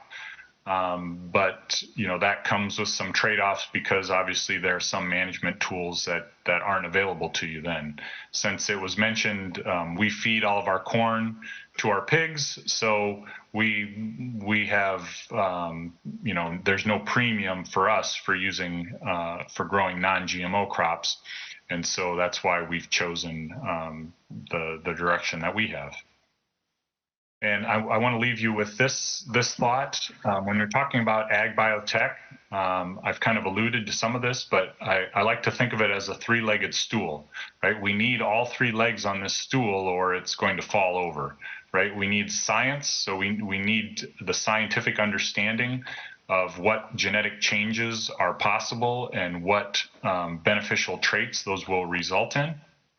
We need appropriate regulation in place. And this is kind of the situation that the EU finds itself in now. The regulations do not allow the science to move forward because there isn't a regulatory framework in place that would approve those products. But then also we can't forget about the consumers. At the end of the day, a consumer is going to buy the products that we're raising on our farm. And so we need consumers to accept biotech crops, we need appropriate regulation, and we need science all working together for biotech to be a useful tool on our farm. So final thoughts. On our farm, at least, we've been able to make substantial sustainability improvements in part by using biotech tools. There's many additional traits that we'd love to see incorporated into our crops and our livestock as we continue to face challenges to feed a growing world with while at the same time using fewer resources. I view biotech as being synergistic with traditional breeding. It's not replacing it, it's merely supplementing it, and in many cases rapidly speeding up traditional plant and animal breeding. We always need to keep trade considerations in mind, and we need to have approval in all of our marketplaces before we implement new tools. And the final thought is the whole concept of regulation based on the type of modification, right? Obviously, what we call traditional GMOs, we're talking transgenes, where we've taken a gene from one organism and moved it into another one. And so understandably, there's a certain amount of regulation involved to make sure that's safe and those products are safe. Now, when we start to talk about NGTs, like gene editing, now we're talking about making, in some cases, very small changes that in some cases are actually replicating naturally occurring mutations or deletions. And so, in my opinion, as a scientist and a producer, those types of changes are very different from transgenic changes and should be therefore regulated differently as well. But again, that's my opinion, but wanted to throw that out there for thought as well. So I've been happy to be with you this morning. Again, disappointed that I couldn't be there in person, but I hope this has been of use to you, and I thank you very much for your attention.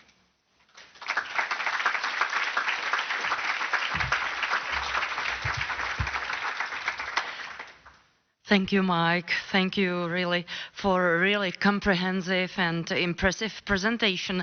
Ladies and gentlemen, Mike Paustian is still with us.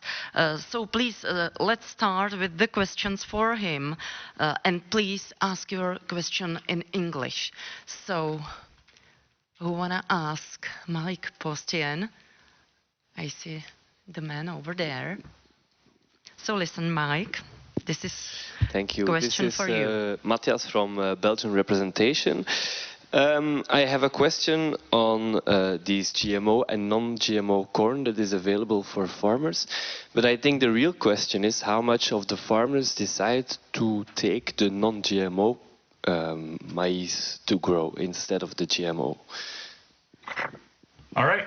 Yeah, great question. So I think a lot of times it varies depending on your local market conditions. So in our area, we have several processors that utilize or are willing to pay a premium for non-GMO corn. And so there are some producers who choose to take advantage of that and will do that. But I would say I can't give you an exact percentage because it varies a lot just by different locations around Iowa and the United States. But you know, I would say most producers who do grow non-GMO crops are probably, I would say there's maybe 5 to 10% that only grow non-GMO crops. And there's probably 50%, well, not 50%, maybe 30 or 40% maybe grow some GMO crops and some non-GMO crops. But the majority are growing all GMO crops at this point. So again, it's mostly a market-based decision. The marketplace is kind of driving this. And if there's more demand and a higher premium being paid for non-GMO corn, then you'll see more producers for that given year may choose to switch and do some additional non-GMO production. But you know, non-GMO production involves a different set of management tools. And so not all farmers are necessarily equipped to do that. You know, for example, weed control is a big issue for non-GMO production. And so, like our farm, we don't even own the tillage equipment that we would need to manage weeds in a growing crop right now. We've chosen to just sell that equipment that we used in the past. But there are other alternatives available, whether you're talking, getting the flamethrowers out there and burning the weeds, or zapping them with electricity and things like that. So it's kind of, there's additional investments needed if farmers are going to switch back and forth between GMO production and non-GMO production. Perfect. Thank you for your answer. Does anyone have any question? Yeah. The man here in front.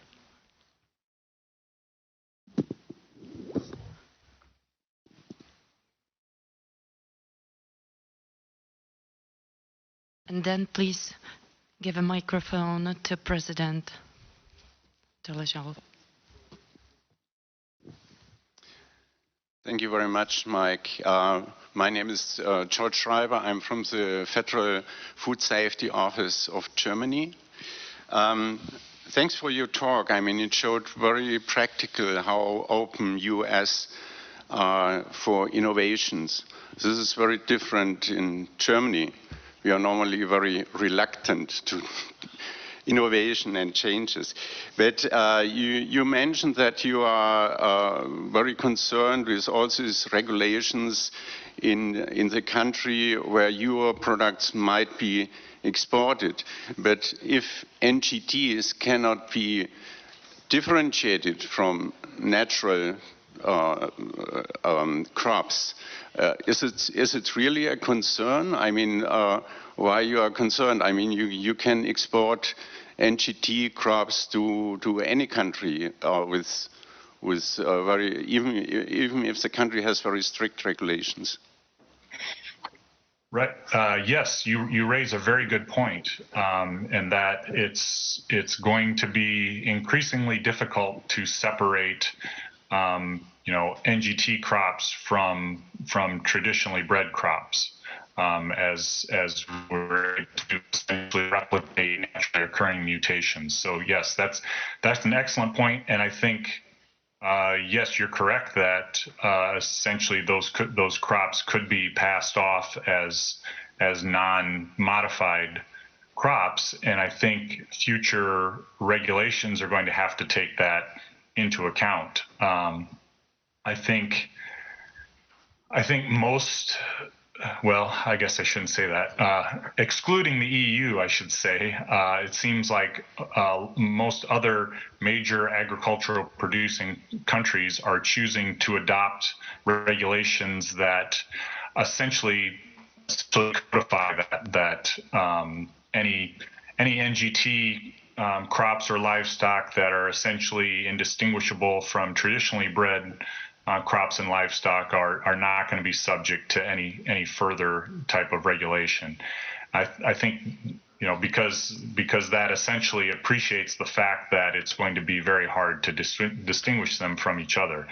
But that said, where my concern would be is if there are countries that for whatever reason choose to have more strict regulatory requirements in place, we could end up with some type of certification program where you have to certify that your crop was not is not utilizing NGTs or something along those lines. There may be additional documentation that is required from a legal standpoint to verify that you did or did not utilize NGT. So I'm optimistic that's not going to be the case, but it remains a possibility if some countries choose to not want to accept those types of products into their markets. Thank you. And President? Just a quick question. Thank you very much for joining us today. Hats off to waking up so early. As they say, farmers are early risers. So you have my admiration. Just a quick question. You were talking about using no-tilling technologies, and that's something that we need to opt here also in not only in Czech Republic but in the EU as a whole, connecting to the new common agricultural policy, which basically tells us that we can't till on 80% of arable land that we now utilize. So we will have to look to those technologies. But on the other hand, to successfully employ no-tilling technologies, you have to use glyphosate. So I don't really see the way that we are able to go no-till and no glyphosate in the future, which is something that will probably happen in the EU. So this will be a problem for us, and also we are supposed to reduce our overall plant protection products. And on the other hand, when it comes to NGTs or GMOs, it's a very hard regulatory field here in Europe. So that's what I was going to perhaps mention, and what I was going to really ask is that how do you deal with public opinion, or sometimes I would say public backlash, when it comes to things like glyphosate, things like GMO, or perhaps welfare and things like that?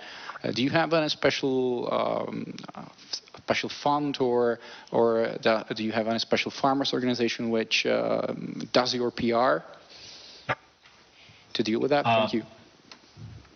Yeah, no, that's a great comment and question there. I'll try to touch on a few things.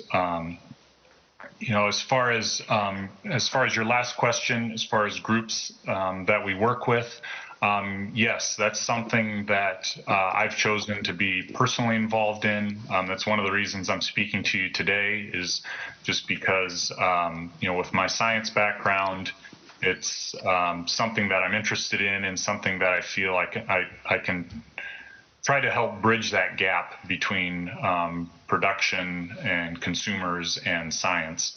But we work with several organizations in several different areas. On the pork side, I work with the National Pork Producers Council, which is our national production organization.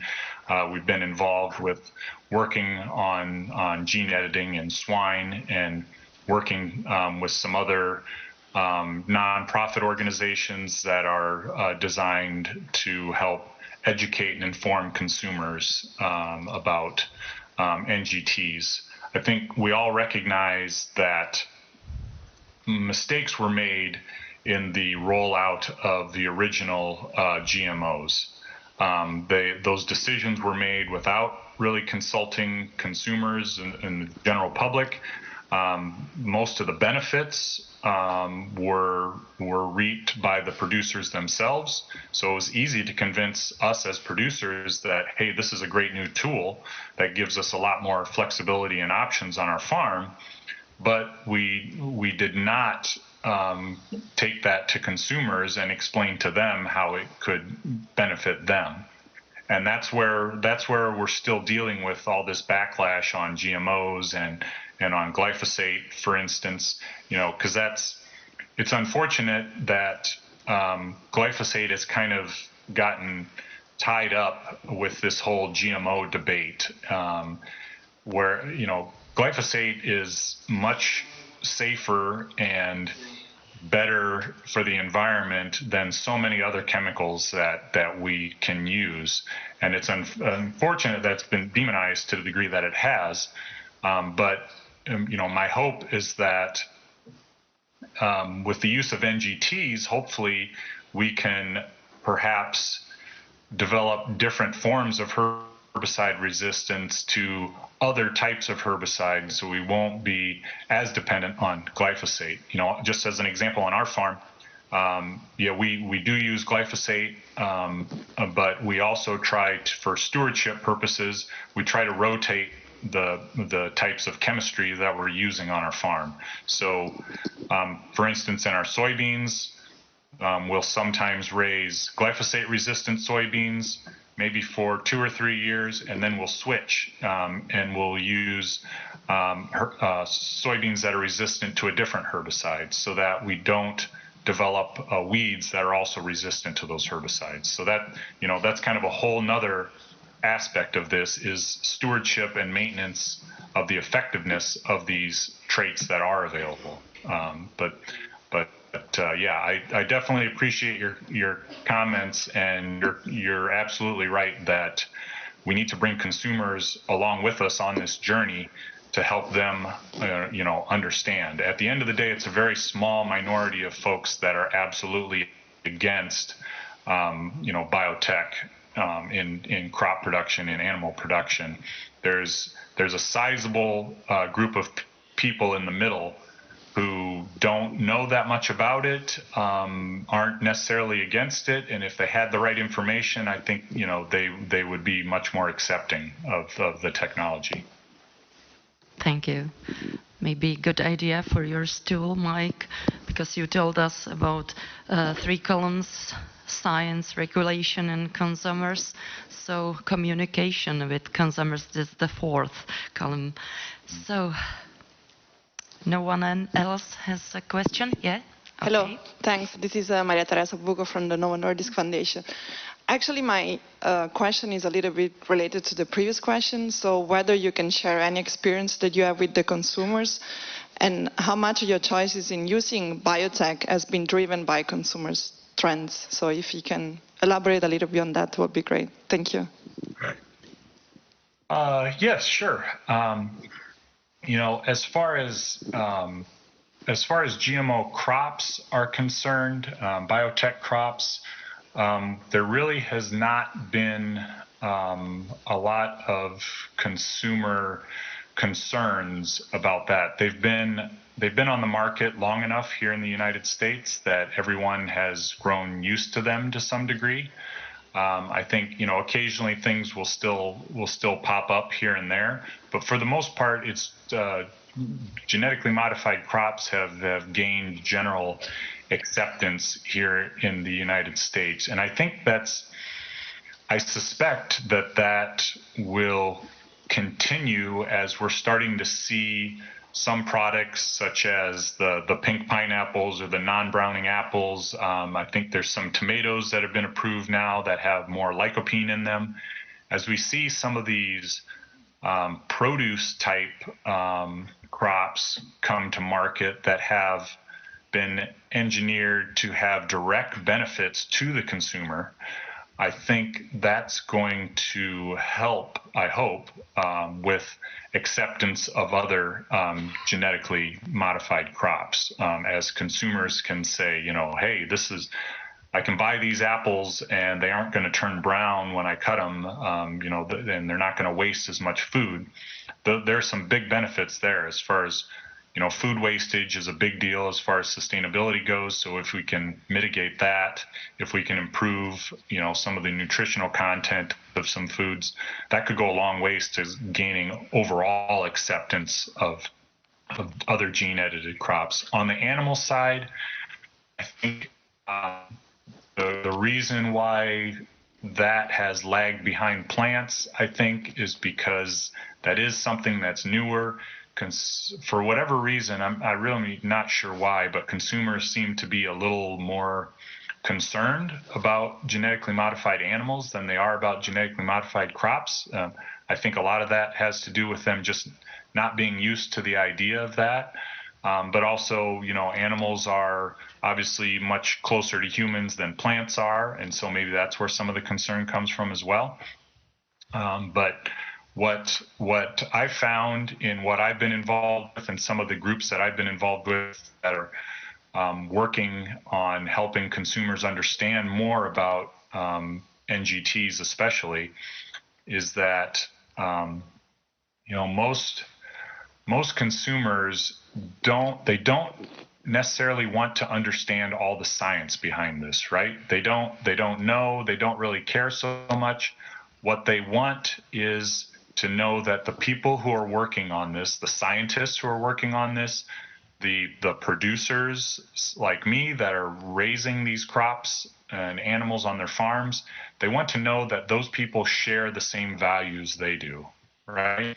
That's what I think is the most important thing.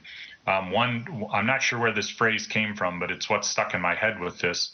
People don't care what you know until they know that you care.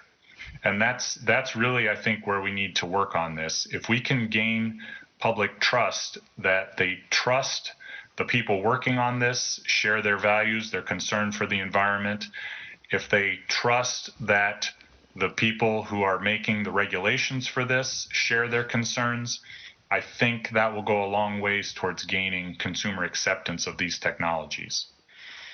Thank you for your words, Mike. Thanks for your answers.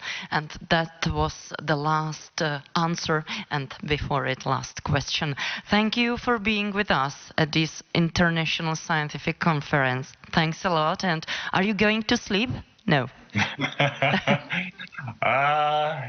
Yeah, I feel pretty awake right now, so we may just get an early start on the day and get some more done. Okay, so we wish you a good day. Thank you a lot.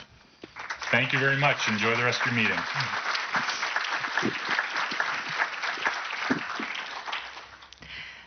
Dámy a pánové, tohle byl Ladies and gentlemen, it was a pretty long contribution. Nevertheless, I think that we deserved to listen to these interesting points. Having said this, I apologize to Petra Jorasch, who was so kind and waited with her paper to this very moment. Ladies and gentlemen, Dr. Petra Jorasch is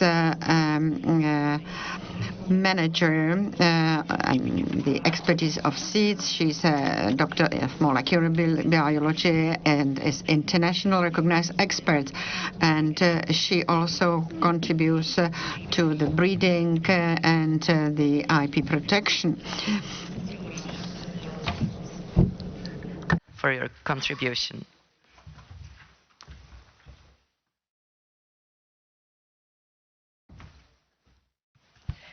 Good morning. Thanks a lot for the kind introduction and also for the invitation to contribute to this conference. Many of the aspects I would like to touch upon have already been addressed in previous talks, but maybe you can take my presentation as a kind of a wrap up of different aspects that have already been addressed, and to also, let's say, provide the specific perspective of the plant breeding and seed sector in Europe. I'd like to start with maybe a short introduction.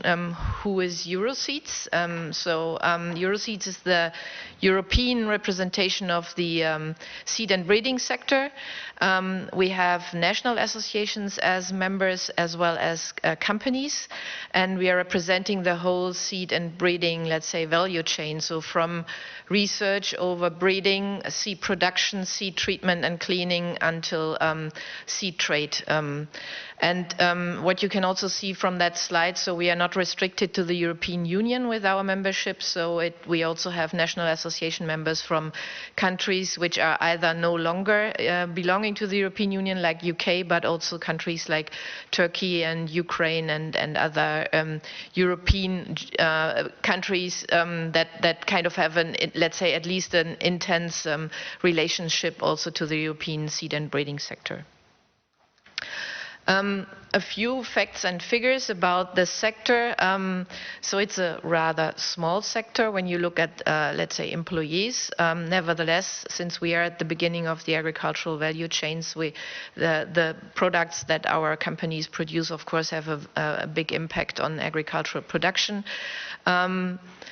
The figure which I have highlighted here, and that has already been addressed by Francesco, it's the annual R&D spending of our sector, which is up to 20% overall crops and companies, and that's really a high figure. So we are a very innovative sector, and this is also, of course, important when we talk about new breeding techniques and new breeding innovations, because our companies really put high investments into R&D.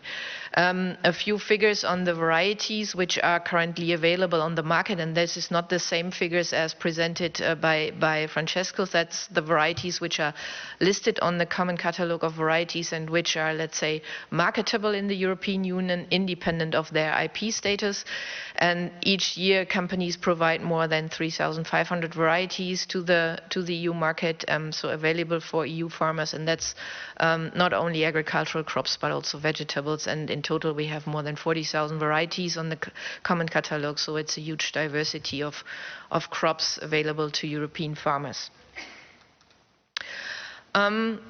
This aspect has been addressed in previous talks already as well, and I think this slide very nicely shows that we have still yield increase and productivity increase in crops, and but it's decreasing. So when you look at the left-hand side, so the dark green columns, it's the yield increase between 1961 and 1990, and the light green color shows the same yield productivity increase between 1990 and 2007, and you can see for the crops listed here, it's slowing down. So there is a challenge, and that's specifically coming, of course, from environmental challenges like pest pressure and also climate impacts, of course.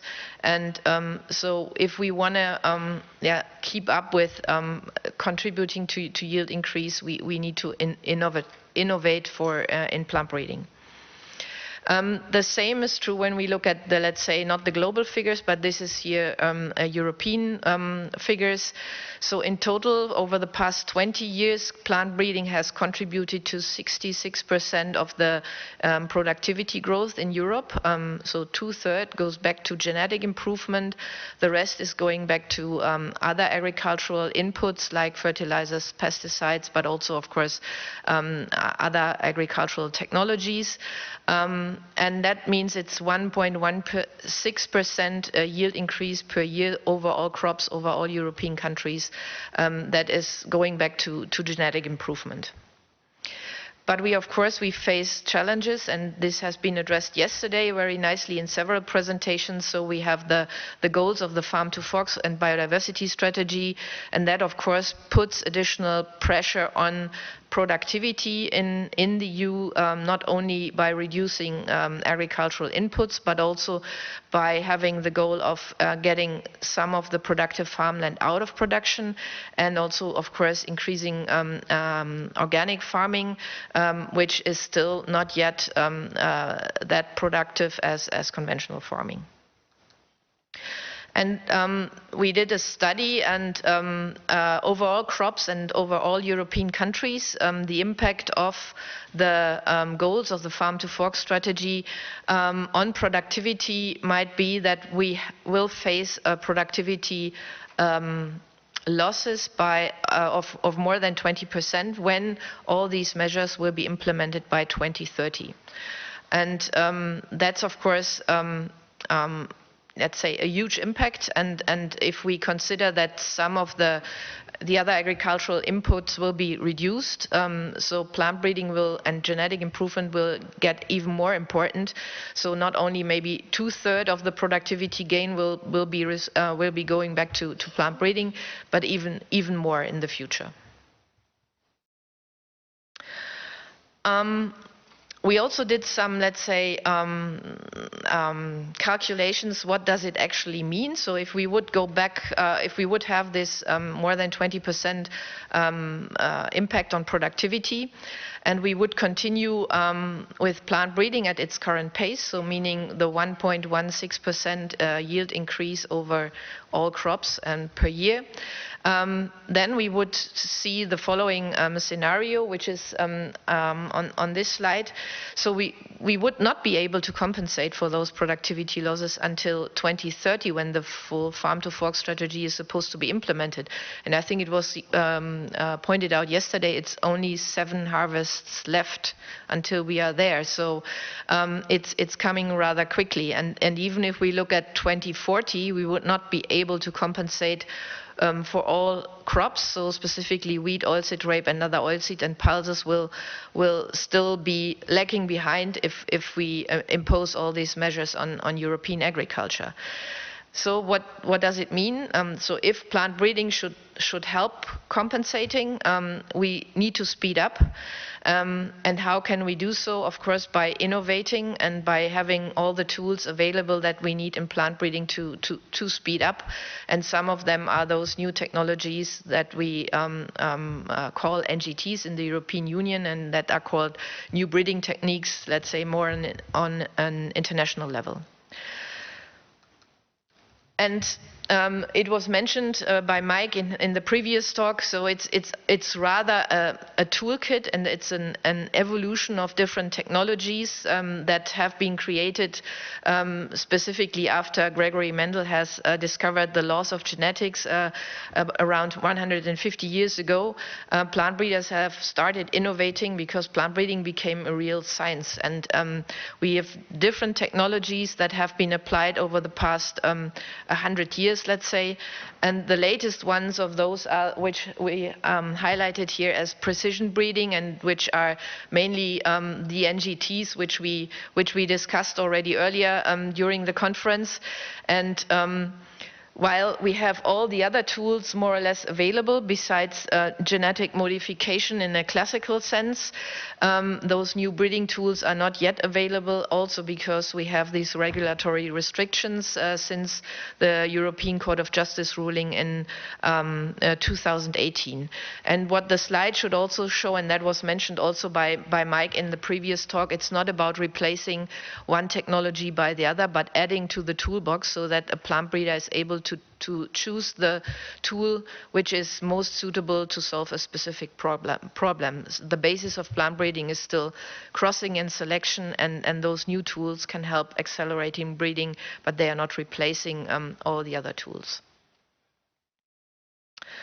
So where can those new tools play a role? And this is kind of the breeding circle which we have drafted here, and the figures which are in this circle, they represent the number of years it can take for the different steps in the breeding circle. It's not an absolute figure, so depending on where you start, with what kind of pre-knowledge you have, you might save some time, but it can take up to 25 years from basic research up to a variety that can be sold to farmers. And you can use those new tools at different steps at the breeding circle. So you can start with basic research, gene discovery research, where those tools can play a role. Then, of course, translating this basic research results into crops in public-private partnerships, for example, specifically when you look at small and medium-sized companies who are interested in collaborating also with public science in order to keep up also in research and breeding, but then also during variety development, when you look at improved germplasm already, where you just want to add a specific trait that is valuable, so you can also use those tools there. And so that just means those new technologies, they help speeding up breeding at different stages so that we can save time to get to the market earlier with improved varieties that can help farmers.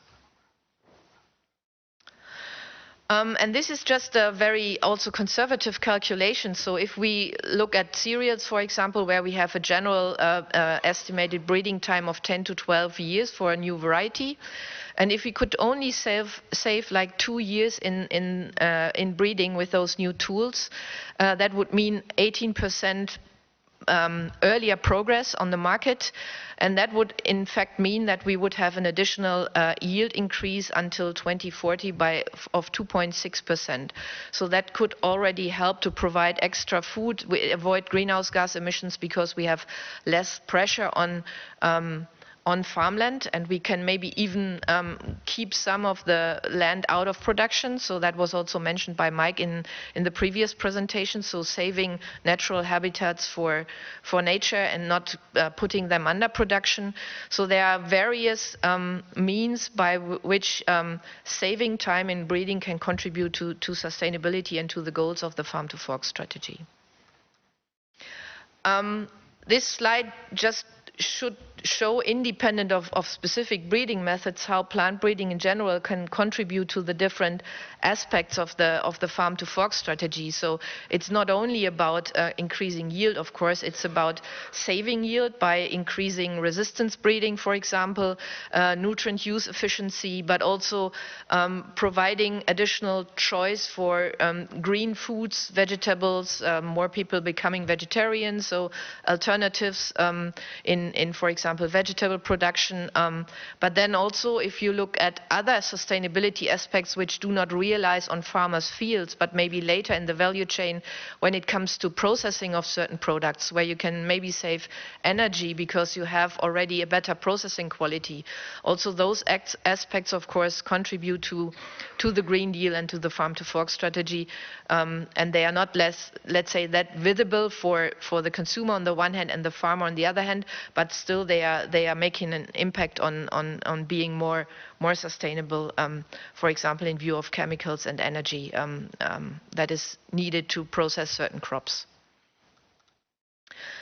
When we look at the NGTs, so there are different studies from public science, but also an internal survey which we did within our membership, where we asked our members, so in which kind of crops and traits are you interested using those new technologies? And what you can see from this slide is that independent of if it's public science application or applications of those technologies in private breeding, companies and public scientists are interested in using those technologies for many different crops. This is not listed here, but also many different traits, like the ones which have been reflected on the previous slide, but also the ones, so just generally listed here: agronomic value, food and feed quality, biotic stress resistance. So it's not only about herbicide tolerance, as is claimed by some, let's say, critical opponents. It's really the diversity of traits which can be addressed and are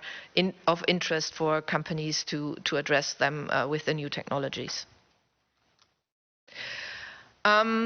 This is a different kind of presentation than the one that Mike just put on screen. So it's let's say the global map of policy developments for specifically those NGTs around the world.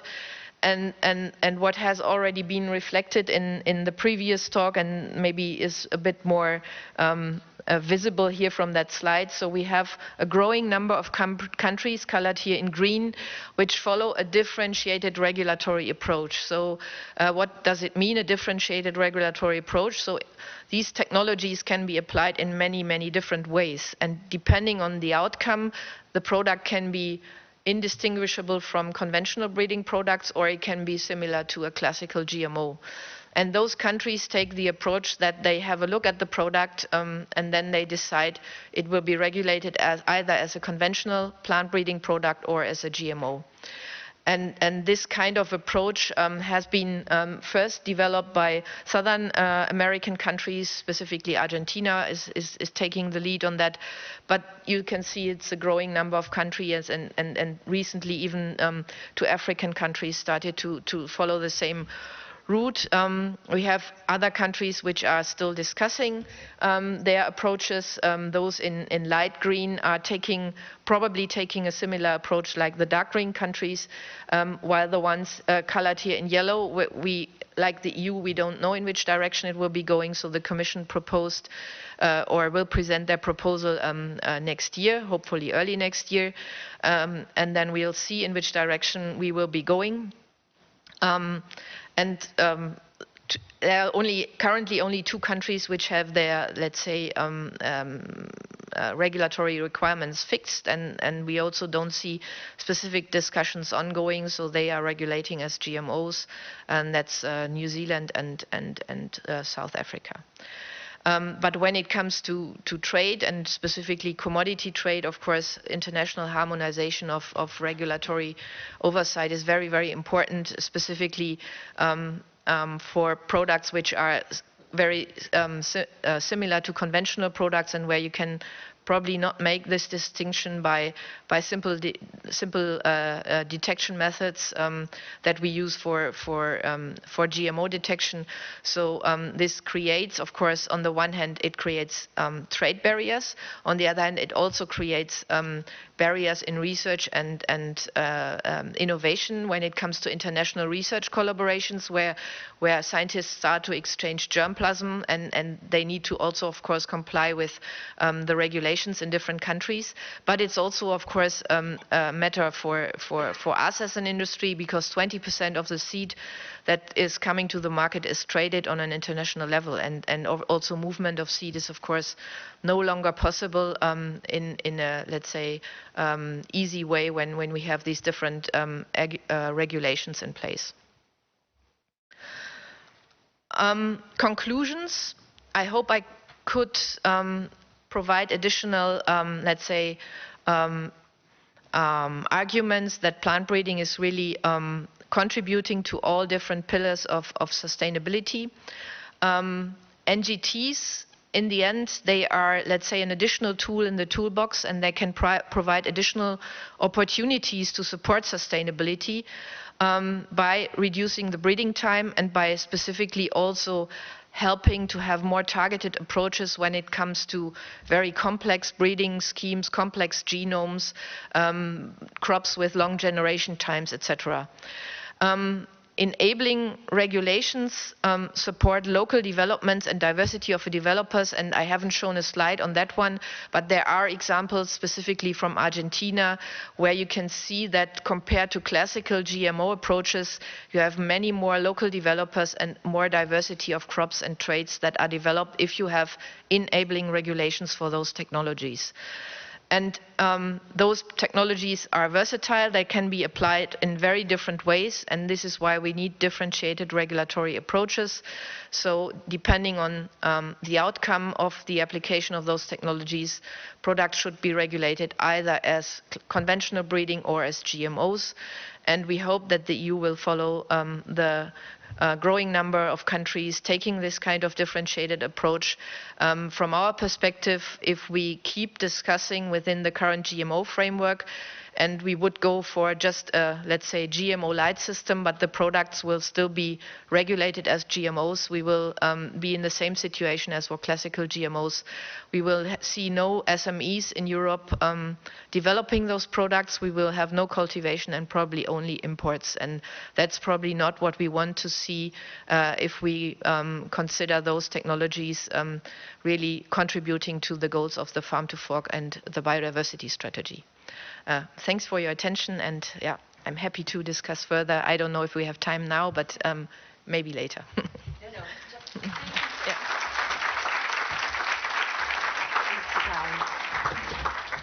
Dámy a pánové, já děkuji. Ladies and gentlemen, thank you, Petra Jorasch, for your presentation. Questions will be in chat. Also, Francesco Mattina and Irene, Tovar, if you could come here. Dámy a pánové, So, ladies and gentlemen, this is gonna be an extremely short improvised discussion, but let's use the opportunity of the fact that we have distinguished and dear guests here with us. So be brief in your questions, and I would like to ask the speakers to be brief, to give brief answers. We can then have discussions on one-on-one over a cup of coffee. Questions? Yes. Mr. President, President Doležal has the floor. Oh, well, yeah. I've got a question addressed to Petra. Which is the variant you opt for prompt adoption of new legislations providing for new genomic techniques or new breeding techniques? Are you in favor of prompt adoption? Question. Yes, we are of course in favor, and we support the current Commission initiative of to provide, let's say, a proposal which hopefully will, as I said, follow the approach taken by other countries. And of course, we would also like to see the proposal as early as possible on let's say, the table. We have European elections already in 2024, which means, time is running, and after the Commission has presented the proposal, it will still need discussion by Parliament and Council, of course, to be able to adopt the proposal in the end. And if this is possible before the European elections in 2024, very much depends on when the Commission will come up with its proposal, and as early as possible would be best in order to proceed and to have the next steps in its implementation. Děkuji panu Hlaváčkovi za krátkou otázku. Děkuji Petře Jorasch. I thank Mr. Hlaváček for a prompt or short question, and also I thank for a short answer. Is there any other question anybody would like to? Question to Petra Jorasch. Did I understand it correct that in US and in South America, NGT crops are already on the field, and in Europe we need 18 more years until we have the first NGT marketed? Is this another field where we lost? Thank you. Potentially, yes. Yes, indeed, in South America, they have implemented their regulations already in Argentina starting in 2015. Products on the market, currently, at least what we know, it's one soybean product in the US and a tomato in Japan. So in view of actual products on the market, it's still limited, but we know from the databases, for example, in the US, where developers can consult with authorities on the regulation of potential products, that there's a lot in the pipeline. So we might see new products coming soon, but also what we heard from Mike, the current situation in Europe and Europe as also an importer of products from South and North America has an impact on the innovative capacity even in those countries which have enabling regulations, because nobody would dare to risk to bring a product to the EU which would be regulated here as a GMO, and where you might be liable for putting a product on the market that has no approval. So the regulatory situation in the EU has not only an impact on the innovative capacity within the EU, but also outside the EU. And as I said, I mean, when we come with a new regulatory approach, maybe in 27 or 28, depending on when Council, Parliament, and Commission can agree on a common text.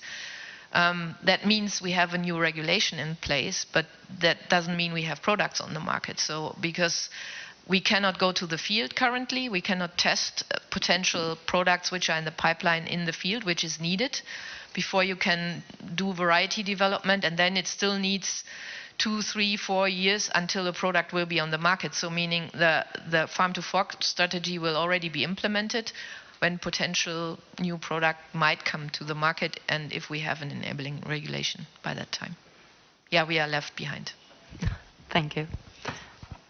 Next question. Je to možná citlivá otázka, ale... Now I've got a sensitive question perhaps addressed to Mr. Mattina and Petra Jorasch. Does it mean that NGT methods in Europe are banned? That means that varieties shouldn't be around either. Are you sure that there are no varieties as yet, or that they haven't been around for quite some time?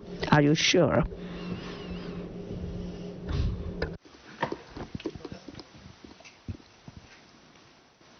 Okay.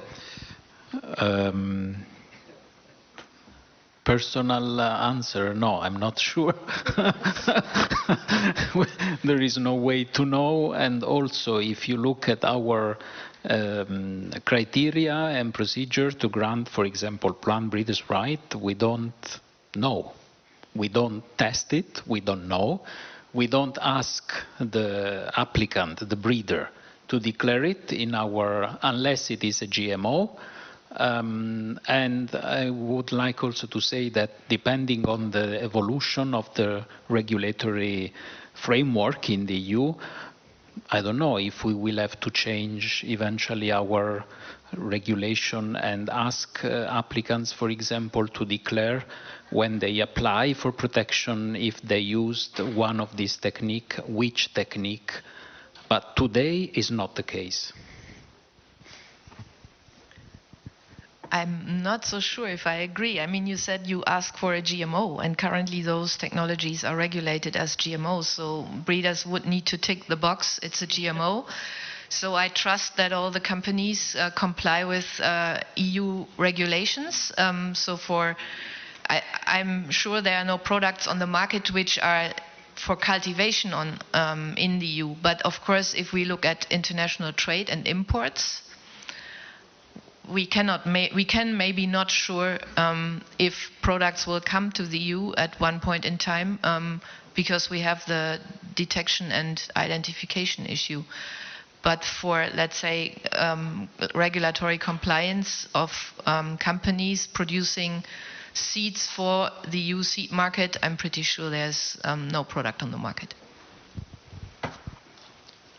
Děkuji za odpověď Petře Jorasch, protože pan prezident Doležal. Thanks a lot for the answer, Petra. And since Mr. Doležal was nodding his head, I guess we will wrap up because we are short of time. So, let's give the floor to Mr. Doležal, the president of Agrarian Chamber, and perhaps Irene would like to raise some comment or what. Well, I'll be brief. In my presentation, I clearly refer to those challenges which we will be faced with within a couple of months when talking about common agricultural policies. You have those challenges related to 2030, that means Green Deal, and we are short of tools. We don't have the tools that would help us cope with these challenges.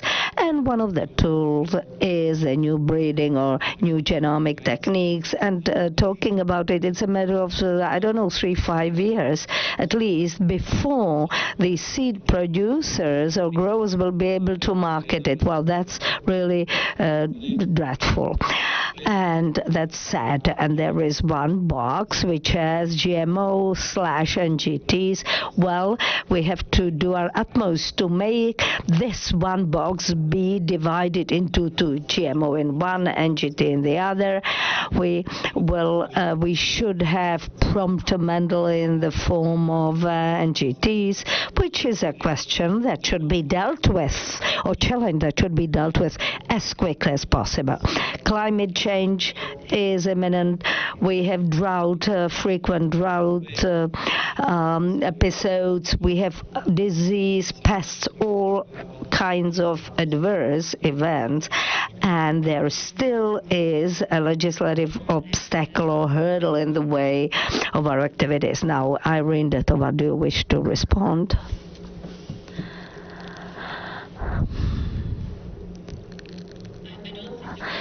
For me to respond, but I will not to every single Maybe word I that can the ask president... you for sustainability and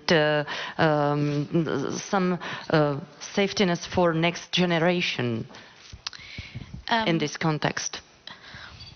I think that we'll be going back to what a lot of us have been saying, that we need to have solutions that are science-based, and we need them so we can deliver in environmental terms. The gentleman over there asked, are we being left behind? I think the EU has been priding itself for, or at least claiming that it's a leader in sustainability, and maybe in this area they are not leading on this, so perhaps that will be my remark. Thank you very much. Dámy a pánové, já vám všem děkuji za pozornost. Děkuji. Well, thank you, ladies and gentlemen, for your attention, and I also wish to thank the panelists for this extremely brief debate. I apologize for all kinds of issues or challenges in the agenda, but it would have been a shame to cut short the presentations like that of Mike Paustian, which was certainly food or thought-provoking. Let's meet her after a coffee break in 10 or 20 minutes. Simply do your best to quickly refresh yourself. If you manage, take a cup of coffee here so that we can open or launch the panel discussion as soon as possible. Thank you and see you.